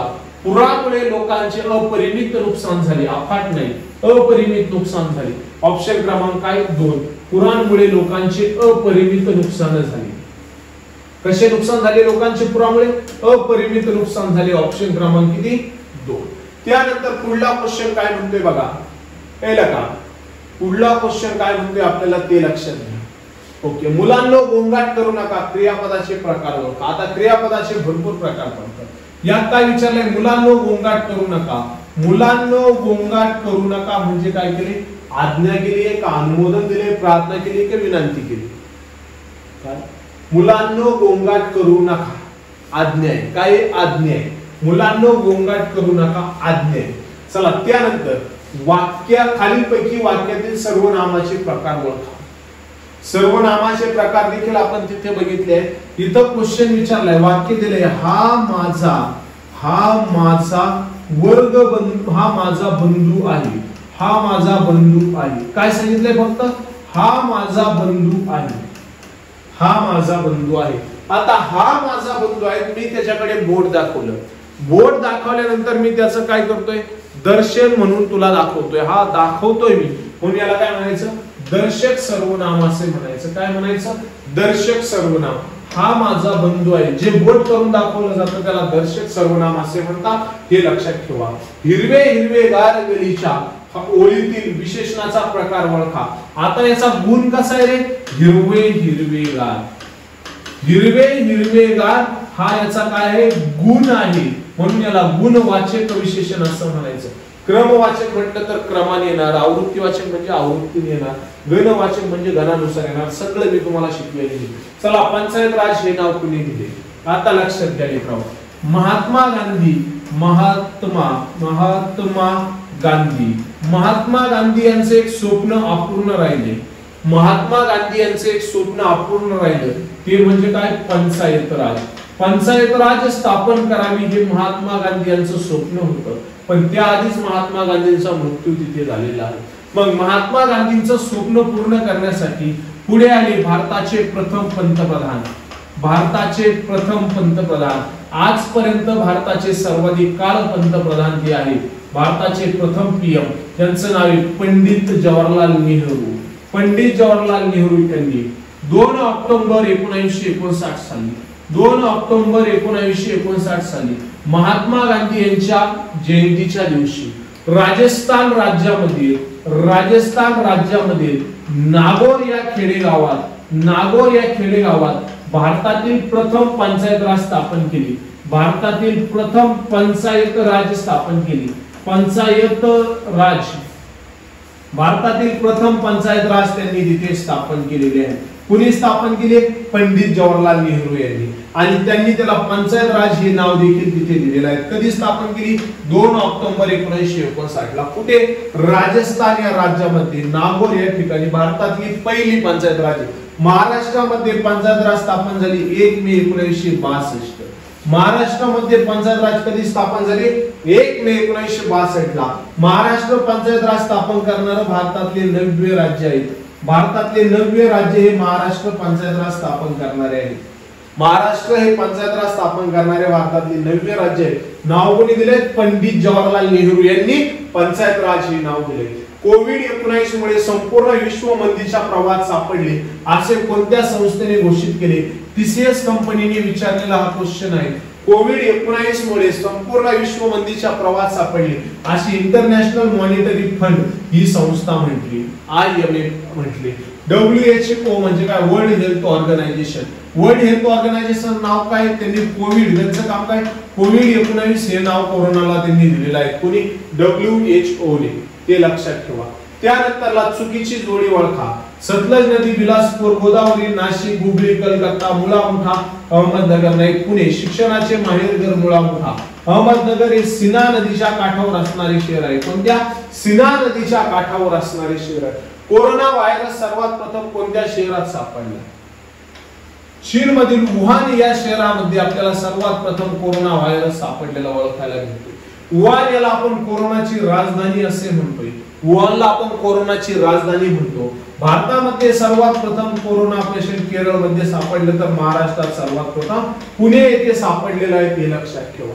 प्रसिद्ध साईबाबा मंदिर हे खालीलपैकी कोणत्या नदीच्या काठी आहे? आता आपण जी त्र्यंबकेश्वर वरून महाराष्ट्रात वाहणारी गोदावरी नदी बघितली आणि रतनगडापासून महाराष्ट्रात वाहणारी प्रवरा नदी बघितली.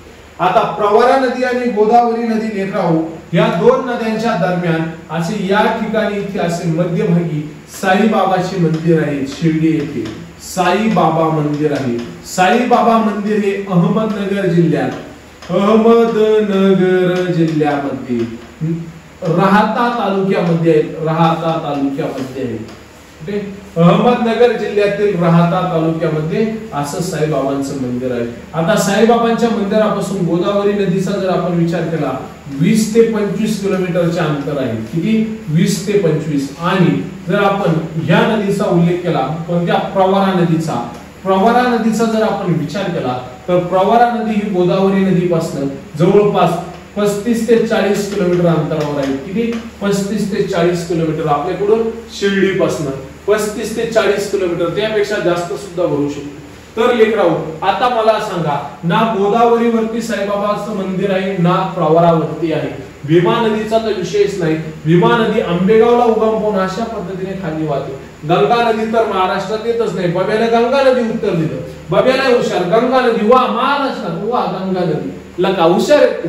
गंगा नदी 2525 किलोमीटर लका. देवप्रयाग येते अलकनंदा आणि भगीरथ या दोन नद्या एकत्र आल्या. देवप्रयाग मध्ये उत्तराखंड देवप्रयाग मध्ये अलकनंदा आणि भगीरथी या दोन नद्या एकत्र आल्या देवप्रयाग येथे. आणि तिथून गंगा नदी सुरू झाली. ती 2525 किलोमीटर आहे. तिला सप्तकोशी नावाची बिहार मध्ये नदी येऊन भेटते. ही सर्वाधिक पात्र बदलणारी नदी आहे. सर्वाधिक पात्र बदलणारी नदी आहे सप्तकोशी. कोशी बिहारची दुकाशो. सर्वात मोठी आग्राजीच्या काठी ती यमुना आहे. यमुना ही नदी सर्वात मोठी आणि हे इथं अशी पटना आणि इथून अशी हुबळी ही गोदावरी आपली गंगा नदीची सर्वात मोठी वितरिका आहे. गंगा नदीची सर्वात मोठी वितरिका हुबळी आहे. आणि या पद्धतीने अशीला ब्रह्मपुत्रा येऊन भेटते. आणि या पद्धतीने अशा दोघीचा संगम कुठे होतो आपल्याला माहिती आहे. जगातील सर्वात सुंदर बेट आहे कोणतं? सुंदरबन नावाचं. सुंदरबन नावाचं जगातील सर्वात सुंदर बेट आहे. तिथे ब्रह्मपुत्रा आणि हुबळी आणि गंगा यांचा संगम होतोय पश्चिम बंगालला. आणि ही गंगा महाराष्ट्राचा गंगाचा काही संबंध नाहीये. त्यामुळे तिकडे जाऊच नको.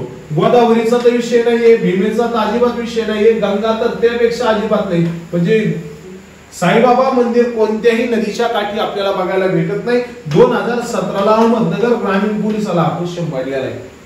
चला त्यानंतर सर्वात लांब नदी कोणती? भारतातली सर्वात लांब नदी 2525 किलोमीटर आत्ताच सांगितले गंगा नदी. कोणती? गंगा. आणि जर आपण नर्मदाचा विचार केला तर 1325 किलोमीटर नर्मदा नदी आपल्याला बघायला भेटते. नर्मदा नदीचा उगम अमरकंटक येथे मध्य प्रदेशात झालेला आहे. मध्य प्रदेशात अमरकंटक येथे नर्मदा नदीचा उगम झालेला आहे. नर्मदा नदी भारतातील सर्वात लांब पश्चिम वाहिनी नदी आहे. भारतातील सर्वात लांब पश्चिम वाहिनी नदी नर्मदा नदी आहे. भारतातील सर्वात लांब पश्चिम वाहिनी नदी कोणती आहे? नर्मदा. तापी नदीचा जर विचार केला तर मुलताई येथे तापी नदीचा उगम झालेला आहे.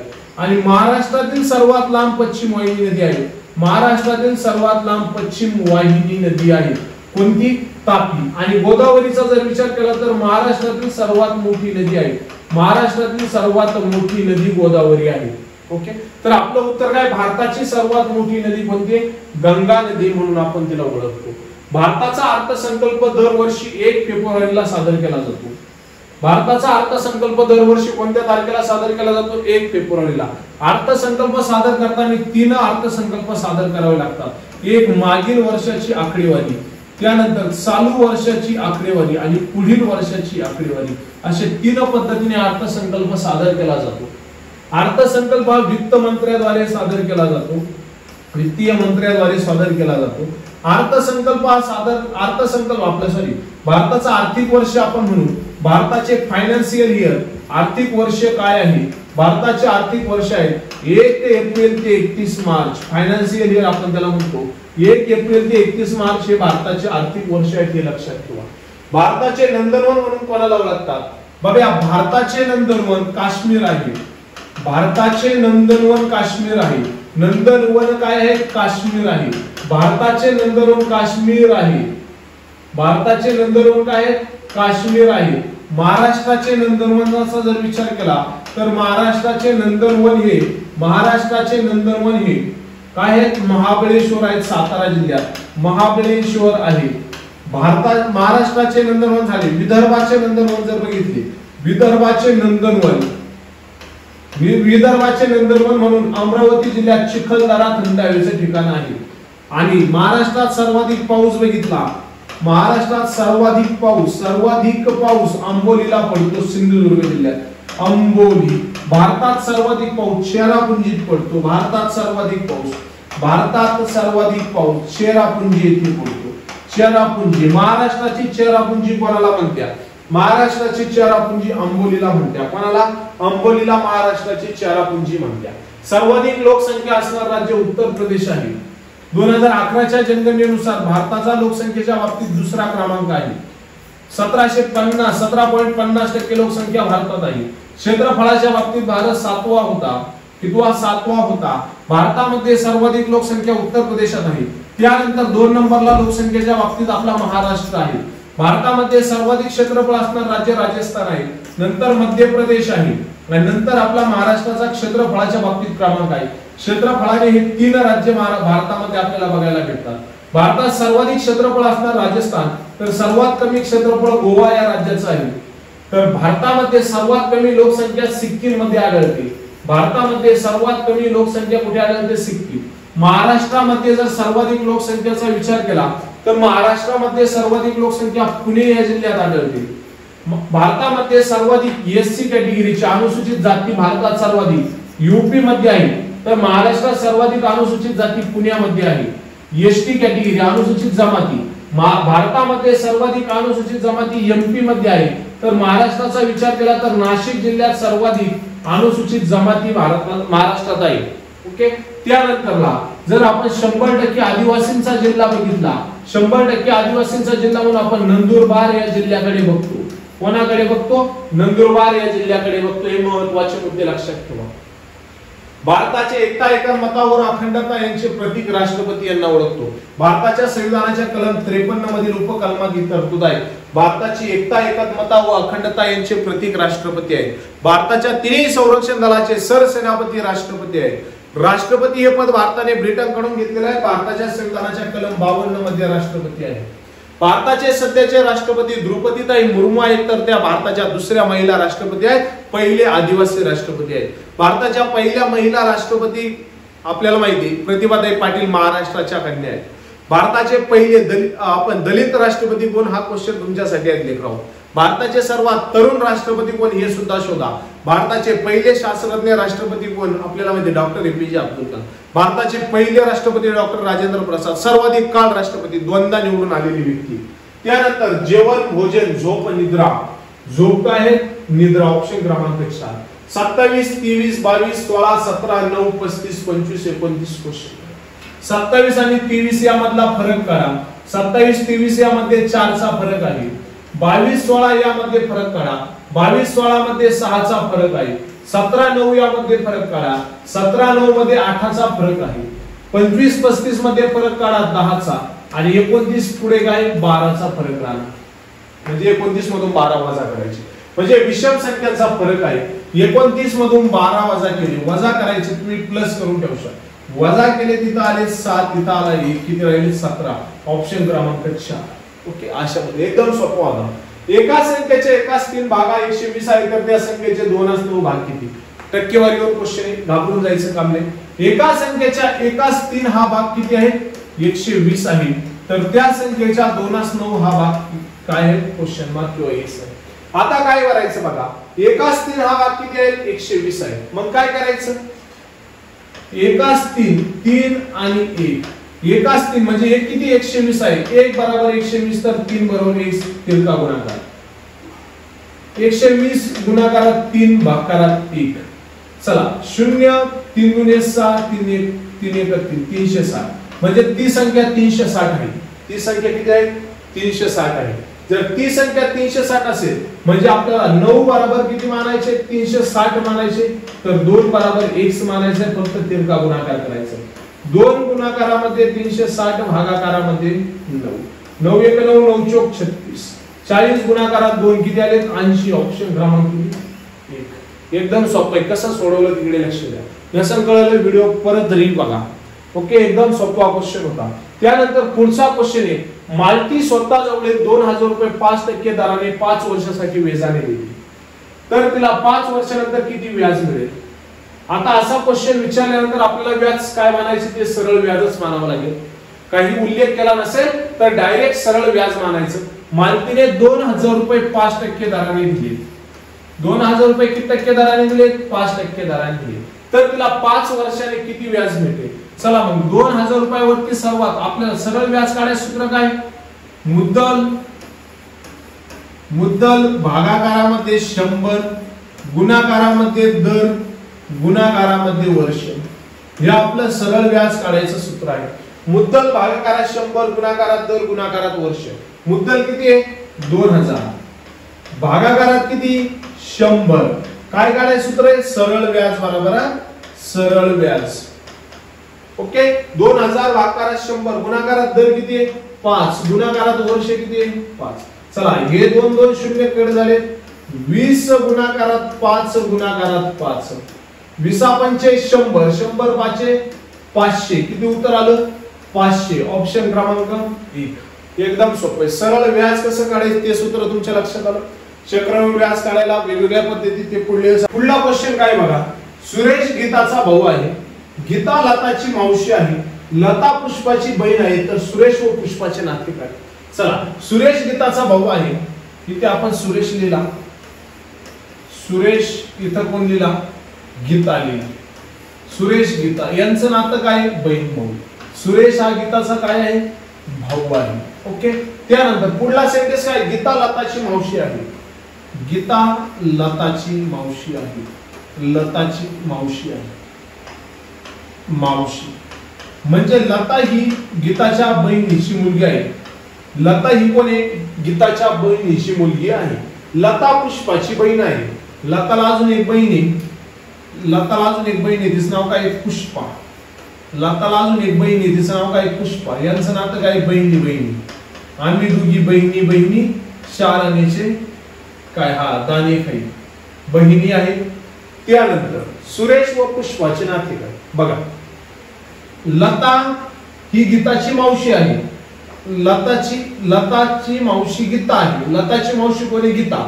म्हणजे गीताची बहीण, गीताला एक बहीण आहे आणि गीताला एक बहीण आहे आणि त्या बहिणीच्या मुली आहेत. ओके, तर गीताची बहीण म्हणजे सुरेशची कोण आली? बहीण झाली.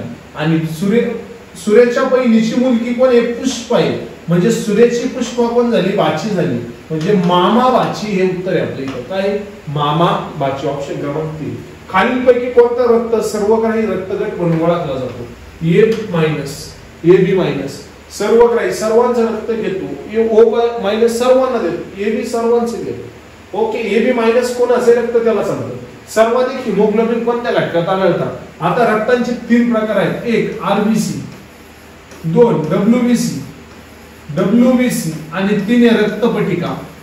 रक्तपटिका पेटलेस आपण त्याला म्हणतो रक्तपटिका. असे रक्ताचे 3 प्रकार आपल्याला पडतात. आरबीसी जर 600 असेल तर डब्ल्यूबीसी फक्त 1 असतो. आरबीसी जर 600 असेल तर डब्ल्यूबीसी फक्त 1 असतो. म्हणजे रक्तामध्ये सगळ्यात जास्त भाग कोणाचा आहे? आरबीसीचा आहे. आरबीसी मध्ये रक्तात काय आढळतं रे? हिमोग्लोबिन. ग्लोबिनमुळे रक्त काय होतं? लाल दिसतं. हिमोग्लोबिन रक्तात मोठ्या प्रमाणात आढळतं. अशुद्ध रक्ताचा रंग निळा आहे भाऊ. आपल्या शरीरावर रक्त गोठल्यानंतर आकार कसा होतो? निळा रंग प्राप्त होतो. आपल्या शरीरावर जर रक्त आढळलं तर रंग कसा असतो? निळा रंग असतो. कसा? निळा. तर अशुद्ध रक्ताचा रंग कसा आहे? निळा आहे. ओके. तर सर्वाधिक हिमोग्लोबिन कोणात आढळणार आहे? आरबीसी मध्ये. ऑप्शन क्रमांक 2. रक्त प्रवाह थांबण्यासाठी तुरटीचा वापर करते लेकरांनो. जर प्रवाह जखम झाली, रक्त वाहत असेल तर तुरटी लावल्यानंतर तिथे रक्त गोठतं. म्हणून आपण म्हणतो रक्त प्रवाह थांबण्यासाठी कशाचा वापर करते? तुरटीचा वापर करते. जागतिक हृदय दिन हा दरवर्षी 29 सप्टेंबर म्हणून पाळला जातो. जागतिक हृदय दिन दरवर्षी कधी पाळला जातोय? 29 सप्टेंबरला. अ या शहरात 90,000 लोकसंख्येपैकी 0.45 लोक साक्षर आहेत. ब या शहरात 75 लोकांपैकी 0.55% लोक साक्षर आहेत. तर कोणत्या शहरात जास्त लोक साक्षर आहेत? साक्षर म्हणजे शिकलेली संख्या. ओके. तर बघा 90,000 लोकांपैकी 0.45% लोक साक्षर आहेत. म्हणजे आपल्याला 90,000 यावरती 0.45 प्रमाण काढावं लागेल. 90,000 म्हणून काय करायचं बघा, 90,000 ला पूर्ण 100 मानायचं, 100% मानायचं आणि इकडे संख्या काढायची म्हणून एज घ्यायचा, टक्केवारी घाली, टक्केवारी घ्यायची 0.45%. फक्त तिरका गुणाकार करायचा. काय करायचं? 90,000 गुणाकारामध्ये 0.45 भागाकारामध्ये 100. आता पॉइंट आल्यानंतर अजिबात घाबरायचं नाही. जर अंशाला जर पॉइंट असेल तर त्या पॉइंटच्या पाठीमागे किती घर आहेत ते शोधा. पॉइंटच्या पाठीमागे अंशाला 2 घर आहेत म्हणून इथे 2 शून्य वाढून द्या, पॉइंट काढून टाका. चला, म्हणजे काय शिल्लक राहिले आपले? 90,000 भागाकारामध्ये 10,000 आणि 90,000 ला गुणाकारात किती आहे? 45. ओके. 4 शून्य कॅन्सल झाले. काय उरले? 45 गुणाकारामध्ये 9. 9 पाचे किती? 45. 9 पाचे किती लेकराओ? 45. आजच्याला 4 गेले. 9 चोक 36, 4 किती? 40. 405. तर अ या शहरामध्ये 405 लोक साक्षर आहेत. चला, ब शहराची परिस्थिती काय? 75,000 शहर लोकसंख्येपैकी 0.5% 55%. 75 ला 100% मानलंय. x बरोबर 0.55% मानलंय. परत तेच करायचं. काय? 75,000 गुणाकारामध्ये 0.55. आपण 0 काढून टाकू. पॉइंटच्या पाठीमागे 2 घर आहेत म्हणून 2 शून्य वाढून देऊ खाली. किती आले? 100 ला 2 शून्य वाढले, 10,000 झाले. आता अजिबात घाबरून जायचं काम नाही. 3 शून्य कॅन्सल झाले. ओके. 3 शून्य काय झाले? कॅन्सल झाले. 5 ने भाग द्या. 5 1 5, 5 2 10, 5 11 55. 75 आणि 11 चा गुणाकार करून घ्या, त्याला 2 ने भागा. 75 आणि 11 चा गुणाकार करून घ्या, त्याला 2 ने भागा. 5 1 5, 7 1 7 0, 5 1 5 7 1 7. किती उत्तर आलं का? 5 7 5 12. चला गेला 1. 825. 825 ला किती भागायचं आपल्याला? 2 ने भागायचे. 825 ला 2 ने भागा. 825 भागाकारात किती? 2. बे 1 बे चोक 8, बे चोक 8, बे 1 बे 2 4, 1 उरला पॉइंट, बे 5 10. 412.5. 400. ब शहरात किती आहे? 412.5. चला, पुढे जास्त आहे, ब शहरात जास्त आहे म्हणून ऑप्शन क्रमांक 2 आपलं उत्तर आहे.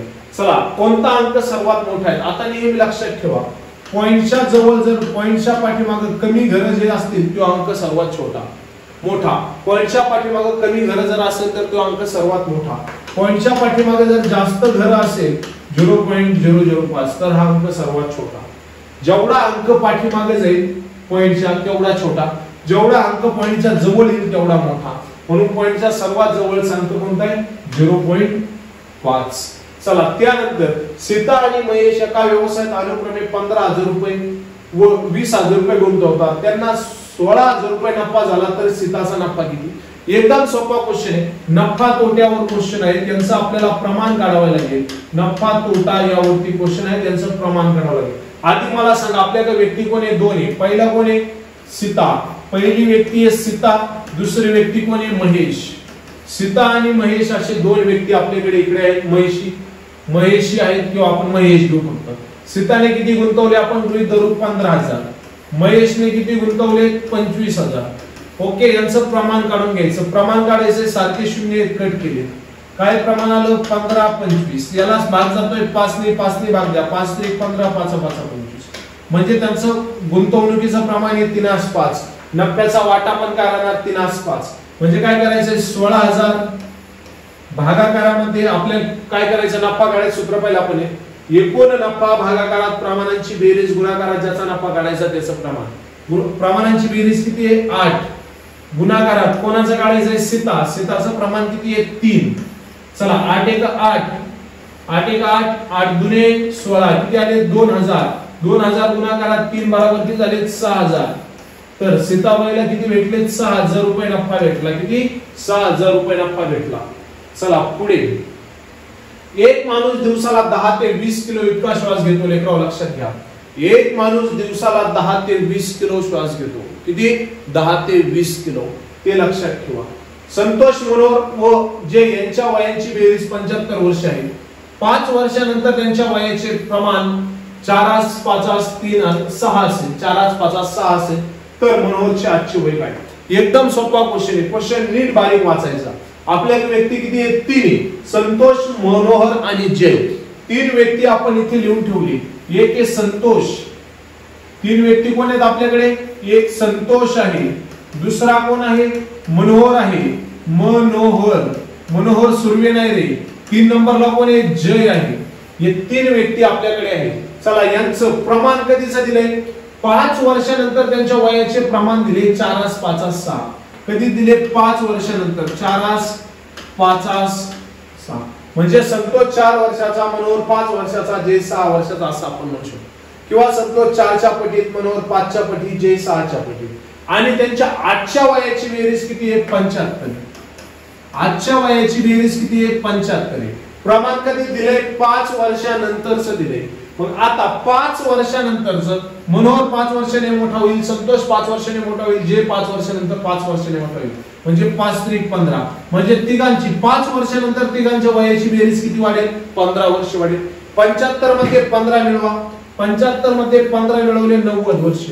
ही झाली 5 वर्षानंतर तिघांची बेरीज. किती 5 वर्षानंतर. 5 वर्षानंतर तिघांची बेरीज झाली.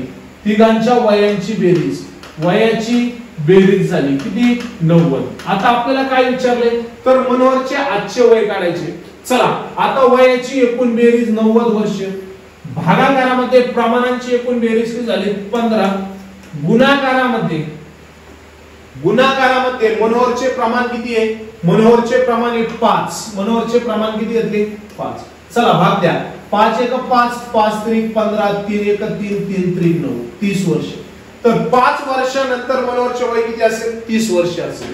5 वर्षानंतर मनोहरचे वय 30 वर्ष असेल. त्यातून 5 वर्ष वजा केले म्हणजे मनोहरचे आजचे वय किती आले 25 वर्ष. मनोहरचे आजचे वय किती आले 25 वर्ष. ऑप्शन क्रमांक 1 एकदम सोपं पद्धत. चला त्यानंतर बघूयात पुढे. प्राणी वर्गातील सर्वात मोठा संघ कोणता.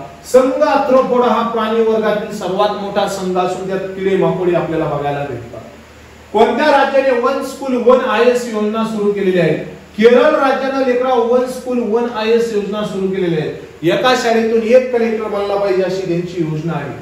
सुरेश पूर्वेकडे 5 किमी चालत गेला आणि नंतर डावीकडे वळून तो 4 किमी चालतो. त्यानंतर पुन्हा डावीकडे वळून 5 किमी चालला. त्यानंतर डावीकडे वळून परत 5 किमी चालला. तर सुरेश पूर्वेच्या जागेच्या किती अंतरावर व कोणत्या दिशेस आहे. एकदम सोपा क्वेश्चन आहे. क्वेश्चन जरी मोठा वाटत असला तरी अवघड असा हा क्वेश्चन नाही. आता हा क्वेश्चन आपल्याला बुद्धिमत्तेवरती बघायला भेटतो दिशा या चॅप्टर डायरेक्शन मध्ये. एकदम सोपा क्वेश्चन आहे, अवघड क्वेश्चन नाहीये. सर्वात पहिल्यांदा आपल्याला असं क्वेश्चन आल्यानंतर काय करायचं आपल्याला आपल्या दिशा निश्चित करून घ्यायच्या. मी तुम्हाला सांगितलंय वरची जी दिशा असेल त्याला म्हणायचं आपण उत्तर दिशा. वरची दिशा कोणती आहे नेहमी वरची दिशा ही उत्तर दिशा मानायची. उत्तरच्या अपोजिट कोणती दिशा राहणार आहे दक्षिण दिशा. उत्तरच्या अपोजिट कोणती दिशा राहणार आहे दक्षिण. इकडली दिशा कोणती आहे पश्चिम दिशा. आणि इकडची दिशा कोणती आहे? पूर्व दिशा. ही आपली दिशा आपण निश्चित केली. आता आपण एक एक सेंटेन्स प्रश्नाचा वाचत चालायचं. प्रश्नाचा एक एक सेंटेन्स आपण वाचत चालूया. ओके, चला एक एक सेंटेन्स आपण इथे वाचूया. पहिला सेंटेन्स काय म्हणतोय? सुरेश पूर्वेकडे 5 किमी चालत गेला. आपण सुरेशचं घर इथे ठेवलं. हे सुरेशचं घर आहे. सुरेश पूर्वेकडे 5 किमी चालत गेला. किती किलोमीटर आलाय सुरेश पूर्वेकडे? 5 किलोमीटर आलेला. पूर्वेकडे चालत असताना नंतर तो डावीकडे वळून 4 किमी गेला. डावीकडे वळून किती किमी गेला? 4. आता माझं तोंड पूर्वेला आहे. असं समजा मी सुरेश आहे. मी सुरेश पूर्वेकडे 5 किमी चाललो आहे. पूर्वेकडे चालत असताना 5 किमी गेल्यानंतर मी डावीकडे वळालो. डावीकडे वळाल्यानंतर माझा पूर्वेकडे तोंड असताना माझा डावा हात उत्तरेला जातो तर उजवा हात दक्षिणेला येतो. मग मी डावीकडे 4 किलोमीटर चालत गेलो. म्हणजे माझी डावी दिशा म्हणजे कुठे असणार? उत्तरेला असणार. या दिशेला मी किती गेलोय? 4 किमी चालत गेलो. आता उत्तरेला 4 किमी चालल्यानंतर पुन्हा तो डावीकडे वळून 5 किमी गेला.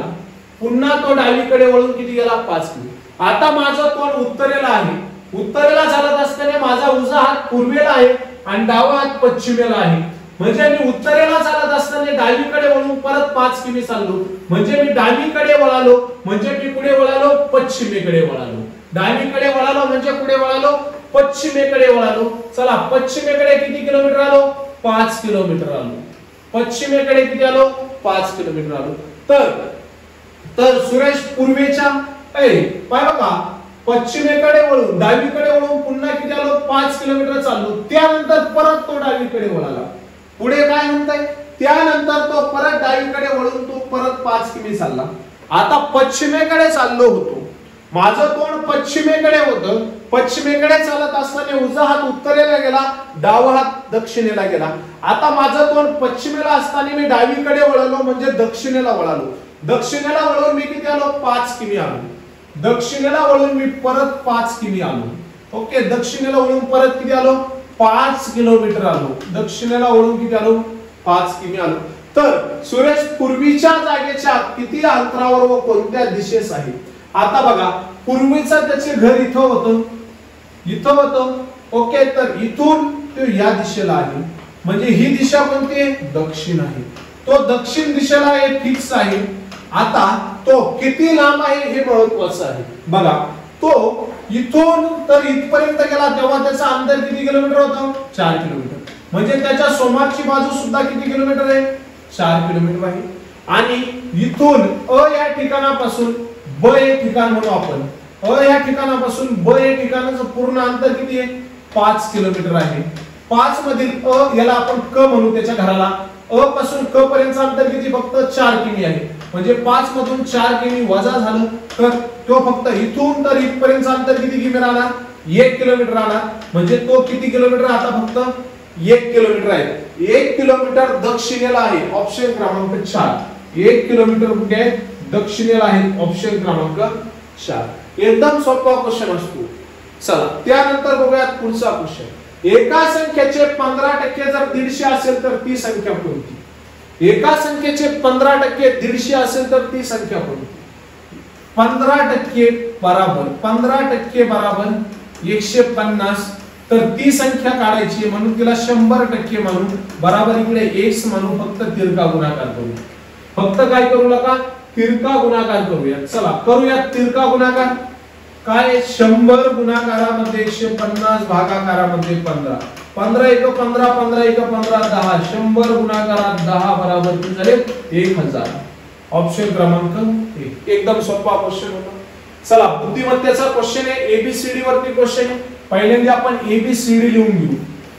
एबीसीडी वरती क्वेश्चन आल्यानंतर A B C D E F G H I J K आणि एल आणि एम अशा पद्धतीने एम गेल्यानंतर इथे लिहायचं पुराव N O P Q R S T U U V W X Y आणि झेड अशा पद्धतीने वरती 13 एम खालूपासून परत इकडे 13 असे अक्षर आपण लिहायचे. असं लिहिल्यानंतर आपल्याला क्वेश्चन काय म्हणतो ते लक्षात घ्या. बी च्या पुढे सी दिलेला आहे, बी चा संबंध सी सोबत आहे, आय चा संबंध जे सोबत आहे म्हणजे समोरचे घर दिले, आणि टी चा संबंध यू सोबत आहे, शेजारचे घर घेतले, म्हणजे एन चा संबंध यांच्या शेजारचं घर काय आहे, ओ आहे, इथे ओ येणार, ए चा संबंध ए च्या शेजारचं घर बी आहे, आणि एम चा संबंध एम च्या शेजारचं घर एन आहे. तर याचं उत्तर आहे ओ बी एन, ऑप्शन क्रमांक 3. ओके, चला पुढचं घर घेतलं होतं फक्त. चला बेरीज करा. अंक तर लेकराव, अंकगणितावर आपल्याला क्वेश्चन आहेत, एकदम सोपा क्वेश्चन आहे. क्वेश्चन बघितल्यावर अजिबात घाबरून जायचं काम नाही. काय करायचं बघा, 4 इथे प्लसचं चिन्ह घेतलं, काय सांगितलंय 4.44. फक्त आपल्याला पॉइंट खाली पॉइंट द्यायचं हे लक्षात ठेवायचं, पॉइंट खाली पॉइंट द्यायचं. त्यानंतर काय सांगितलंय 0.4 प्लस मध्ये 0.4, त्यानंतर काय सांगितलंय 44.04, 44.04, आणि त्यानंतर काय सांगितलंय 444. ओके, अशा पद्धतीने पॉइंट खाली पॉइंट घ्यायचा. आता काय करायचं, जिथं काही नाहीये तिथं आपण मनाने शून्य द्यायचे, ते घर भरून घ्यायचे, मनाने शून्य देत बसायचं. या पद्धतीने मनाने शून्य द्यायचे लेकराव, मनाने शून्य द्यायच्या, काय होत नाही त्याला, मनाने शून्य देऊन टाकायचं. चला बेरीज करा. 4 4 8, 4 4 8, पॉइंट खाली पॉइंट. आता 0.88 जे आहे ते आपलं उत्तर, एक तर हे राहील किंवा हे राहील, हे दोन्ही आपले उत्तर राहणार नाही. चला परत 4 1 4 4 गुणा 4 3 12 4 4 16, इथं आले 6, हातच्या गेला 1. आता इथं जर आपल्याला 16 आले असते नाही तर 6 येतेच ना, हातच्या काय इकडे द्यायचा, काय होत नाही. ओके, चला किती आहे, म्हणजे आपलं उत्तर आहे 4 नंबरचं. ओके, 6 इथं पॉइंटच्या शेजारचं घर 6 आहे, म्हणून हे आपलं उत्तर आहे 100%. चला 1 4 4 8 आणि किती 9, आणि हे 4 4 406 9.88, 100% तेच उत्तर आहे आपलं. चला त्यानंतर बघूया पुढचा क्वेश्चन. एक परिचारिका एका रोग्याला दर 10 मिनिटांना एक टीका देते, तर तिच्या 5 तासांमध्ये ड्युटी मध्ये ती किती टिके देते? काय म्हटलंय, दर 10 मिनिटांना एक टीका देते, दर 10 मिनिटाला एक टीका देते. तिचे 5 तास आहे, 5 गुणाकारात 60 मिनिटं आहे, म्हणजे 300 मिनिटं तिच्याकडे आहे. 300 मिनिटांमध्ये ती त्या रोग्याला किती टिके देते? 30 टिके. 30 अधिक सुरुवातीचा 1 बरोबर किती 31 टिके देते. तिच्या 5 तासाच्या ड्युटीत ती किती टिके देईल? 31 टिके देईल. एक नेहमी तिथे ऍड करायचा. रुपेश, दिनेश व महेश यांचे सरासरी वजन 15 किलो आहे. त्यांच्या वजनाचे अनुपात 3 2 4 आहे, तर रुपेश, दिनेश, महेश यांचे वजन किती? एकदम सोपा क्वेश्चन, अजिबात घाबरून जायचं.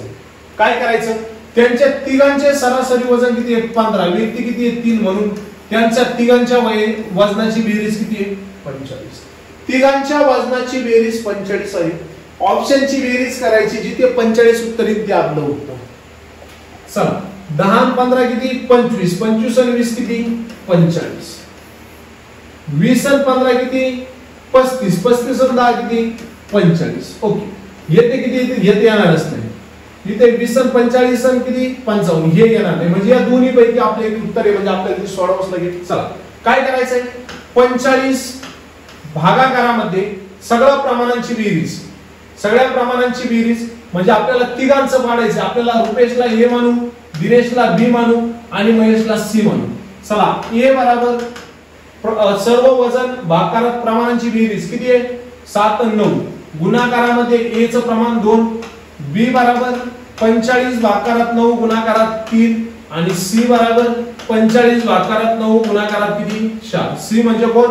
महेश. ओके, तर चला 9 5 45, 5 दुने 10, 9 5 45, 5 3 15, 9 5 45, 5 चौक 20, म्हणजे यांचं प्रमाण काय येणार आहे? 10 15 20, 10 15 20 यांचं वजन येणार आहे. ऑप्शन क्रमांक 1. एकदम सोपं होतं, जास्त काही वेळ घालवणारा क्वेश्चन नव्हता. 1 जानेवारी 2001 रोजी सोमवार होता, तर 1 जानेवारी 2020 रोजी कोणता वार असणार? एकदम सोपा क्वेश्चन आहे हा. क्वेश्चन आपल्याला कशावरती आहे? तर कॅलेंडर या चॅप्टर वरती आपल्याला क्वेश्चन दिलेला आहे. काय सांगितले बघा, 1 जानेवारी 2001 रोजी सोमवार होता, तर 1 जानेवारी 2020 रोजी कोणता वार असेल? 1 जानेवारी 2020 रोजी कोणता वार असेल? आता आपण एक गोष्ट नेहमी लक्षात ठेवायची, जर 2001 हे वर्ष सोमवारने सुरू झालं ना तर 2002 हे वर्ष मंगळवारी सुरू होईल, पण मध्ये जर लीप वर्ष आलं तर 2 दिवस पुढे जातं. पाय बघा, साधारण वर्षामध्ये नवीन वर्ष एका दिवसाने पुढे जातं, पण लीप वर्षामध्ये नवीन वर्ष 2 दिवसाने पुढे जातं. चला आता आपण बघूयात, आपल्याकडे 1 जानेवारी 2001 पासून 2020 पर्यंत दिले. चला मग 2001, 2002, 2003, 2004, 2005 असे 2020 पर्यंत आपल्याला वर्ष लिहून घ्यायचे, किंवा डायरेक्ट धरलं तरी चालेल, पण आपण आता सुटीत घेऊया. 2008, 2009, 2010, 2011,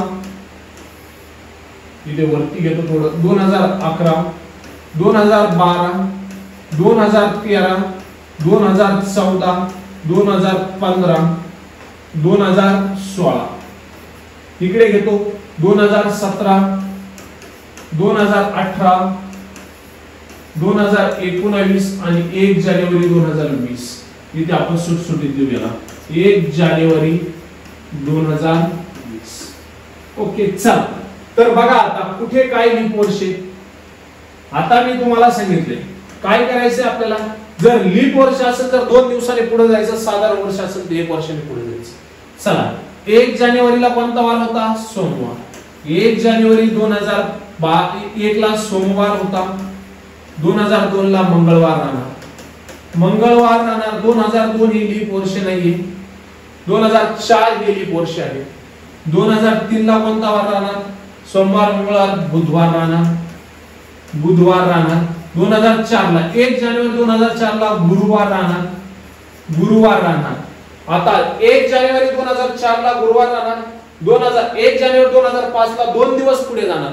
गुरुवार आणि काय आपला शुक्रवार आणि काय इथे शनिवार राहणार. शनिवार इथे काय राहणार? रविवार. इथे काय राहणार? सोम. इथे काय राहणार? मंगळ. तुम्हाला 2 पद्धती सांगतो याच्या. आता इथे काय राहणार? बुधवार आणि गुरुवार. गुरुवार. इथे काय राहणार? शुक्रवार. इथे काय राहणार? शनिवार. इथे काय राहणार? रविवार. आता इथे परत 2 दिवस पुढे जाणार. मंगळवार. इथे काय राहणार? बुधवार. इथे काय राहणार? गुरुवार. इथे काय राहणार? शुक्रवार. आता इथे परत 2 दिवस पुढे जाणार म्हणजे काय राहणार? रविवार राहणार. इथे काय? सोम. इथे काय? मंगळ. इथे काय? बुध. आणि आपलं काय इथं बुधवार राहणार. म्हणजे आपला वार काय? बुधवार आहे. ऑप्शन क्रमांक 3 ही झाली पहिली पद्धत. त्यानंतर दुसरी पद्धत. पहिली पद्धत अशी, याला जास्त वेळ लागतो. दुसरी पद्धत हाच क्वेश्चन सोडवायचा. चला 1 जानेवारी 2001 ला कोणता वार होता? सोमवार होता. 1 जानेवारी 2001 मधून 1 जानेवारी 2001 ला सोमवार होता. 1 जानेवारी 2001 ला सोमवार होता. तर आपल्याला काय करायचं? 1 जानेवारी 2020 काढायचे. 1 जानेवारी 2020 काढायचे. आता 1 जानेवारी सोमवार मधून 1 जानेवारी 2020 गेले म्हणजे किती वर्ष आहेत बघा याच्यामध्ये? 19 वर्ष आहे. किती वर्ष आहेत? 19 वर्ष. 19 दिवस पुढे जायचं प्लस त्यामध्ये परत लीप वर्ष धरायचे. लीप वर्ष कोणतं आहे? 2004 अधिक 2008 अधिक 2012 अधिक 2016 हे 4 लीप वर्ष आहेत. म्हणजे 19 मध्ये परत किती आले? 19 अधिक 4. 19 अधिक 4 बरोबर किती झाले? 23. किती झाले? 23. आता 23 ला 7 ने भाग द्यायचा. 7 एका 7. 7 दुने 14. 7 त्रिक 21. 7 त्रिक 21. किती शिल्लक राहिले? 2. चला सोमवार पासून 2 दिवस पुढे चला. मंगळवार आणि बुधवार आलं. कोणती पद्धत तुम्ही वापरू शकता. मागची वापरा किंवा ही वापरा. ही शॉर्टकट पद्धत आहे, पण आपल्याला लवकर कळलं पाहिजे. 19 कसे आले?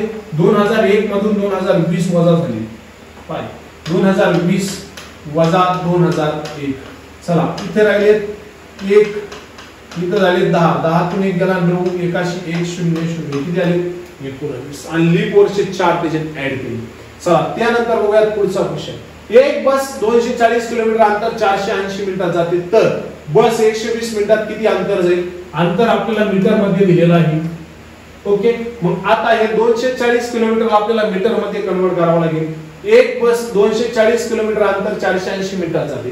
आता 240 ला आपल्याला 1000 ने गुणावं लागेल तेव्हा मीटर मध्ये कन्वर्ट होईल. 1 किलोमीटर म्हणजे 1000 मीटर. किती शून्य आले? 4 शून्य आले आणि वर काय आले? 24. म्हणजे 2,40,000 मीटर झाले. 2,40,000 मीटर जाण्यासाठी 480 मिनिटं लागतात. तर 120 मिनिटांमध्ये इकडे आला x. 120 मिनिटांमध्ये किती अंतर जाईल? अंतर खाली x आला. तिरका गुणाकार करायचा. 2,40,000 गुणाकारामध्ये 120, भागाकारामध्ये 480. भागाकारात किती आहे? 480 आहे. चला 0 0 कॅन्सल झाला. 12 बार 24, 12 36, 12 चौक 48. 4 1 4, 4 सके 24. किती शून्य? 4 शून्य. किती मीटर आलं? 60,000 मीटर. एवढंच करायचं होतं. ऑप्शन क्रमांक आहे 60,000 मीटर. म्हणजे ऑप्शन क्रमांक किती? 2 आपल्या इथे उत्तर आहे. एकदम सोपा क्वेश्चन होता. 1 ते 100 अंकांची बेरीज किती आहे? 1 ते 100 पर्यंतच्या सर्व अंकांची बेरीज 50-50 आहे. किती? 50-50 आहे. ती आपल्याला डायरेक्ट पाठ करून ठेवायचं आहे. चला त्यानंतर पुढे बघूयात पुढचा क्वेश्चन. 10 साठी 100 तर 20, 1000 तर 20 साठी किती? 10 बरोबर 1000 तर 20 बरोबर x. चला 10 बरोबर 1000 आहे तर 20 बरोबर काय आहे? 10 चा घन किती बघे? 10 चा घन म्हणजे 10 चा 3दा गुणाकार. 10 चा किती वेळेस गुणाकार? 3दा. 1 2 3 शून्य मांडून दिले. 1 1 1 1 किती झाले? 1000. 20 चा किती वेळेस गुणाकार? 3दा गुणाकार. म्हणजे 20 चा घन निघाला 0 0 0. 20 2 दुणे 4, 4 दुणे 8. किती झाले? 8000. 20 चा घन किती आहे? 8000. ऑप्शन क्रमांक 3. एकदम सोपा क्वेश्चन होता. विजय सुनील पेक्षा 10 वर्षांनी लहान आहे. दोघांच्या वयाची बेरीज 40 आहे तर सुनीलचे वय किती? एकदम सोपा क्वेश्चन. दोघांच्या वयाची बेरीज किती? 40. भागाकारात किती? 2 व्यक्ती. एकूण वयाची बेरीज भागाकारात एकूण व्यक्ती किती? उत्तर आलं 20. 20 दोघांचं एव्हरेज उत्तर आलेलं आहे. आता एक व्यक्ती 20 काय झाले तर बघा विजय सुनील पेक्षा 10 वर्षांनी लहान आहे. दोघांच्या वयाची बेरीज 40 आहे तर सुनीलचे वय किती? आता 20 वर्ष हे दोघांचं सारखं वय आलं. दोघांच्या वयाची बेरीज किती आहे? 40 आहे. दोघांच्या वयाची बेरीज 40 आहे. आता काय करायचं? या 20 मधून 5 वजा करायचे. या 20 मध्ये 5 ऍड करायचे. 20 मधून 5 वजा केल्यावर लहान्याचं वय आलं. 20 मधून 5 ऍड केल्यावर मोठ्याचं वय आलं. 20 मधून 5 वजा केले 15 वर्ष हे लहान व्यक्तीचं वय. 20 मधून 5 ऍड केले 25 वर्ष हे मोठ्या व्यक्तीचं वय आहे. आपल्याला काय विचारलंय? सुनील हा विजय सुनील पेक्षा 10 वर्षांनी लहान आहे तर मोठ्याचं वय 25 वर्ष आहे. सुनीलचं वय 25 वर्ष आलं. लहान्याचं विजयचं विचारलं असेल तर 15 वर्ष. चला त्यानंतर पुढे एका माणसाच्या रांगेत मधल्या माणसाचा क्रमांक 22 आहे तर रांगेत एकूण मुलं किती? माणसं किती? आता एका माणसाची रांगेत मधल्या माणसाचा क्रमांक 22 आहे. मधला माणूस किती क्रमांकावर आहे? 22. मधला माणूस हा 22व्या क्रमांकावर आहे तर त्याच्या या बाजूला 11 माणसं आहेत. या बाजूला 21 माणसं आहेत आणि या बाजूला देखील किती माणसं आहेत? 21 माणसं आहेत. आणि मध्ये तो किती आहे? 22वा. म्हणजे 21 अधिक 1 अधिक परत 21. 21 आणि 21 किती झाले? 42 अधिक 1 किती? 43. तर त्या रांगेत एकूण किती व्यक्ती आहेत? 43. ऑप्शन क्रमांक 3. चला एका सांकेतिक भाषेत फॅक्ट हा शब्द 61-20 असा लिहिला तर टॉप हा शब्द कसा लिहाल? आपला टॉप हा शब्द 20-15-16 असा लिहिला तर ANT हा शब्द कसा लिहाल? एकदम सोपा क्वेश्चन आहे बघा. आता आपल्याला परत ABCD लिहावा लागेल. आपण पुन्हा ABCD लिहू. चला ब्लॅक अक्षराने ABCD लिहू. टपा टपा टपा टपा उशीर चाललाय. व्हिडिओ आवडत असेल लाईक करा, कमेंट करा, शेअर करा. ओके चला टपाटप A B C D E F G H I J K L आणि इथं काय लिहिणार? M. त्यानंतर N O P Q R S T U V W X Y आणि Z. आता यांना आपल्याला नंबर द्यायचे 1 2 3 4 5 6 7 8 9 10 11 12 13 14 15 16 17 18 19 20 21, 22, 23, 24, 25 आणि 26. काय सांगितलं? फॅक्ट हा शब्द 6120 असा लिहिला आहे. फॅक्ट म्हणजे एपी. एफ बराबर किती रे? 6. कळलं का? एफ बराबर किती रे? 6. एफ बराबर किती आहे? 6. एफ इकडे लिहितो. एफ बराबर 6 आहे. ए बराबर किती रे? ए बराबर 1 आहे आणि टी बराबर किती? 20 आहे. बघा, ए ला 1 आहे, एफ ला 6 आहे, टी ला 20 आहे. चला त्यानंतर टॉप. टी बराबर किती रे? 20 आहे. ओ बराबर किती रे? 15 आहे आणि पी बराबर किती रे? 16 आहे. चला, टी बराबर 20 आहे, ओ बराबर 15 आहे, पी बराबर 16 आहे. आपल्याला काय लिहायचं? अंट. A N T. ए बरोबर 1 आहे, एन बरोबर किती? 14 आहे, टी बरोबर किती? 20 आहे. म्हणजे 1 14 20 हे आपलं उत्तर आहे. 1 14 20. ऑप्शन क्रमांक किती? 2 आपलं इथे उत्तर आहे. ऑप्शन क्रमांक 2. तर लेकरांनो, आजच्या लेक्चरचा शेवटचा क्वेश्चन बुद्धिमत्तेचा आहे. एबीसीडी वर आहे. डी चा वर्ग बरोबर 50, एफ चा वर्ग बरोबर 42, तर जे चा वर्ग बरोबर किती? आता आपण मगाशी एबीसीडी लिहिली होती बघा. एबीसीडी आपण लिहिली होती, तिथे आपण बघितलं होतं एबीसीडी. डी किती नंबरला होता? 4. 4 चा वर्ग किती आहे? 16. आता इथं बघा का काय केलं या भाऊनं. इथे काय केलं? डी चा वर्ग. बाय बघा, डी चा वर्ग बरोबर 20 केले. आता मला सांगा 4 चा वर्ग किती आहे? 16. डी 4 नंबरला आहे. एबीसीडी डी 4 नंबरला आहे, 4 चा वर्ग 16 आहे. अधिक 4 केले बरोबर किती आले? 20. एफ किती आहे? ABCD F. एफ 6 नंबरला आपण पाहिला होता. 6 6 किती रे? 36. 36 अधिक 6 किती रे? 42. तर जे जे आपण पाहिलं होतं कशी बघा. जे किती नंबरला बघतोय आपण? 10. जे किती नंबरला बघतोय? 10. जे किती नंबरला आहे? 10. जे 10. 10 चा वर्ग किती आहे? 100 अधिक किती? 10 बरोबर किती झाले? 110. तर आपल्या इथे उत्तर आहे ऑप्शन क्रमांक 2. तर अशा पद्धतीने विद्यार्थी मित्रांनो, आपण हा संपूर्ण विषयांचा प्रश्नांचे स्पष्टीकरण इथे बघितलेले आहे. चला भेटूया पुढच्या लेक्चर मध्ये लेकराव. तोपर्यंत विद्यार्थी मित्रांनो, अभ्यास करा आणि हा व्हिडिओ आवडत असेल लाईक 100% करा. बरोबर लाईक करा, कमेंट करा, शेअर करा, युट्यूब चॅनल सबस्क्राईब करा. ज्यांना कोर्सेस खरेदी करायचे त्यांनी लवकरात लवकर आपले कोर्सेस खरेदी करून घ्या. एकदम कमी फी मध्ये आपण असे कोर्स आपले इथे लॉन्च केलेले आहेत. लवकरात लवकर ते कोर्स तुम्ही काय करू शकता? खरेदी करू शकतात. विद्यार्थी मित्रांनो, तलाठी भरतीचा कोर्स आपल्याला 1500 रुपयामध्ये आहे. राज्य उत्पादन शुल्क आणि वन विभागाचा कोर्स फक्त 700 रुपयामध्ये आपण दिलेला आहे. फक्त 700 रुपयामध्ये 1 वर्षाची कालावधी त्या कोर्सची आहे. 1 वर्षाची कालावधी 700 रुपयाचा कोर्स आपण इथे लॉन्च केलेला आहे. 100% तुम्हाला फायदा होणार आहे.